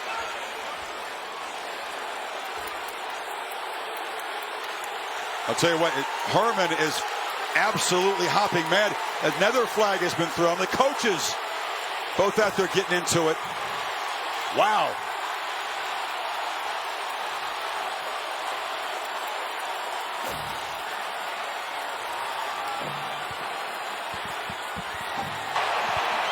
There are 2 fouls on the play, both by the defense.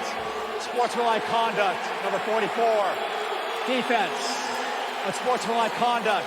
Head coach, Texas. Both those penalties will be enforced.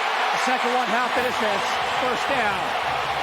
Well, Hager flying in there to draw the first flag. That was obvious. And then Tom Herman came charging out. First things first. Here's the play.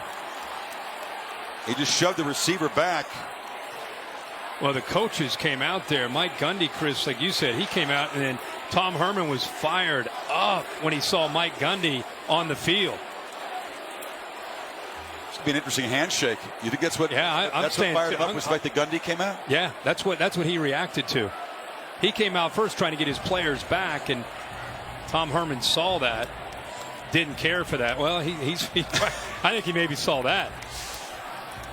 He was trying to at first get his players back. This is pre-snap, so Hager said, come on, he already was going on before the snap.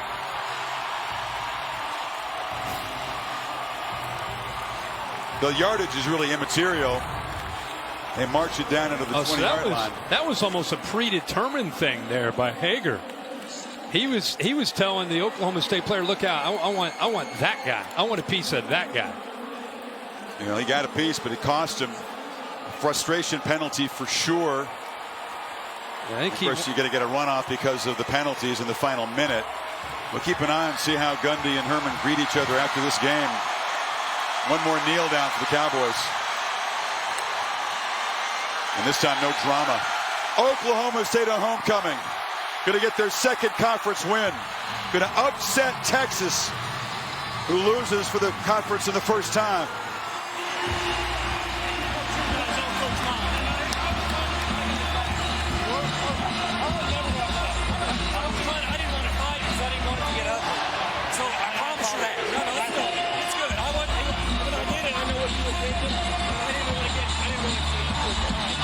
Explanation given is I wanted to get my guys back. I didn't want to fight. Herman seemed to accept the explanation. And here come the students as the field is swarmed in Stillwater.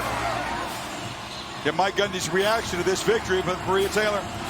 All right, Coach, we saw tempers flare a little bit at the end of the game, a very long handshake. What were you guys talking about in that embrace? Well, when I went out, I was concerned about a fight. I was trying to get my guys back. He thought I was trying to get in it, so it's just competitiveness, you know, and I told him I didn't want him to think that, and he said the same thing. So I didn't want it to get ugly, so it's all good. Well, it was definitely pretty for your football team here tonight, and you were aggressive from the onset of this game. What was the tone you wanted to set trying to take down the number 6 team in the nation? Well, we've had 2 really good weeks of practice. We got a lot of quality young men on our team. Coaches did a great job in ignoring the outside and just concentrating on preparation. They played hard, you know. Texas is a really, really good team. We almost ran out of gas at the end, but we were able to reach down and make a play. after enduring 2 straight losses and then having that bye week and that extra time, what did your team show you during preparation and during this game that lets you know that they're ready to continue this way? Well, you know, you've been in athletics yourself. We had 2 of the best weeks of practice we've ever had, and people asked me, and I said, their enthusiasm was good, their effort's good, got smiles on their faces, so I don't know what to tell you. And that's a good sign. Our coaches did a great job, and the kids just played their butt off. Tell me about Taylor Cornelius, because he's waited 4.5 years for moments just like this. What does it mean to see him get this win tonight? Well, he's worked hard, you know. He's done a good job of just controlling what he can control. And our culture here at Oklahoma State set up that way for success, and he's been awesome. So I couldn't be more proud of anybody, and especially for the crowd. I mean, homecoming, and it's a big night for everybody, so I'm glad they can enjoy it. We got to go back to work tomorrow. All right, you brought up homecoming. Barry Sanders was here. You were in the old school uniforms. Are we going to keep those around now with the upset? Well, you know, we may have to wear them again, but they look good, though, didn't they? I thought they looked good. Not quite as shiny, but they do look good. Congratulations, Coach. Enjoy it. Thank you. So Gundy talked about the outside, the negative. There'd been some negativity surrounding this team, maybe even some about that quarterback. That should all be laid to rest tonight. A big performance on homecoming. As part of Mayhem beginning, presented by Allstate, we're getting ready for the CFP rankings, Kirk. It's going to be out on Tuesday. I'll jump in here. It'll be controversial. I'll put LSU 2. I know they play. It doesn't really matter if LSU beats Bama. They're going to be in. If they don't, they're going to drop out. Just a slight edge over Clemson, Notre Dame 4, and we agree on our first 2 out here. Yeah, the first 2. You know, I have Michigan, Georgia. You have Michigan, Oklahoma. I admire you for putting LSU up there at 2 for what they have been through and the challenges and some of the big time opponents they've played. I have LSU at 3 and Notre Dame at 4. I think for the most part everybody's going to have probably those 4, but just maybe different combination there. Mike Gundy's got a couple of sons who play quarterback, one in high school, one in 8th grade, and they're tough on him. Mike says they questioned the play calling, the game plan. Nothing to question tonight. Dad did pretty good. He said he's not worried about the fans, no. Right? It's more of his own kid. Gunner engaged, cannot be dissatisfied tonight with what the old man has done. A celebratory scene and a very festive weekend here. They do homecoming like nobody else, and they do home field upsets like few teams in college football as well. Cornelius, a low-key dude. He'd just soon be hunting coyotes. Was playing football, but he played football well tonight. It's not crushing at all to Texas's Big 12 chances. They host West Virginia next week. That's a huge ball game in Austin. Better save some energy for that, but now it's a 3-way tie for first in the Big 12 and a second loss overall for Texas.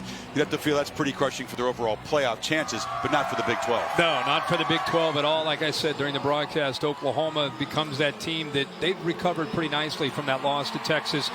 Offensive firepower, they won again big today, and it's going to get fun. This is where things start to get interesting. Different conferences start to debate who's better and who's not. For now, we know who the 4 are, but obviously there's going to be more upsets along the way. Yeah, it's fun to see teams that are backed into a corner come out and play with urgency. And Mike Gundy expressed the landscape here very, very well, and his team responded. As he said, back to work. The challenges are weekly in this conference, and Texas is going to have to regroup and save some energy for a very demanding stretch run beginning next Saturday at home against the Mountaineers. A fun one tonight in Stillwater as the Pokes pulled a mild upset, 38-35. Thanks to that man, Taylor Cornelius. Tonight's game, produced by Bill Bedell, directed by Derek Momley. A thanks to our entire talented crew here in Stillwater, Oklahoma. Hope you enjoyed the telecast. Reminder that Oregon and Arizona are in action right now over on ESPN. And coming up right now on ABC, the Ford Wrap-Up Show. Let's go now to Cassidy Hubbard. Thanks, Chris. Big win for the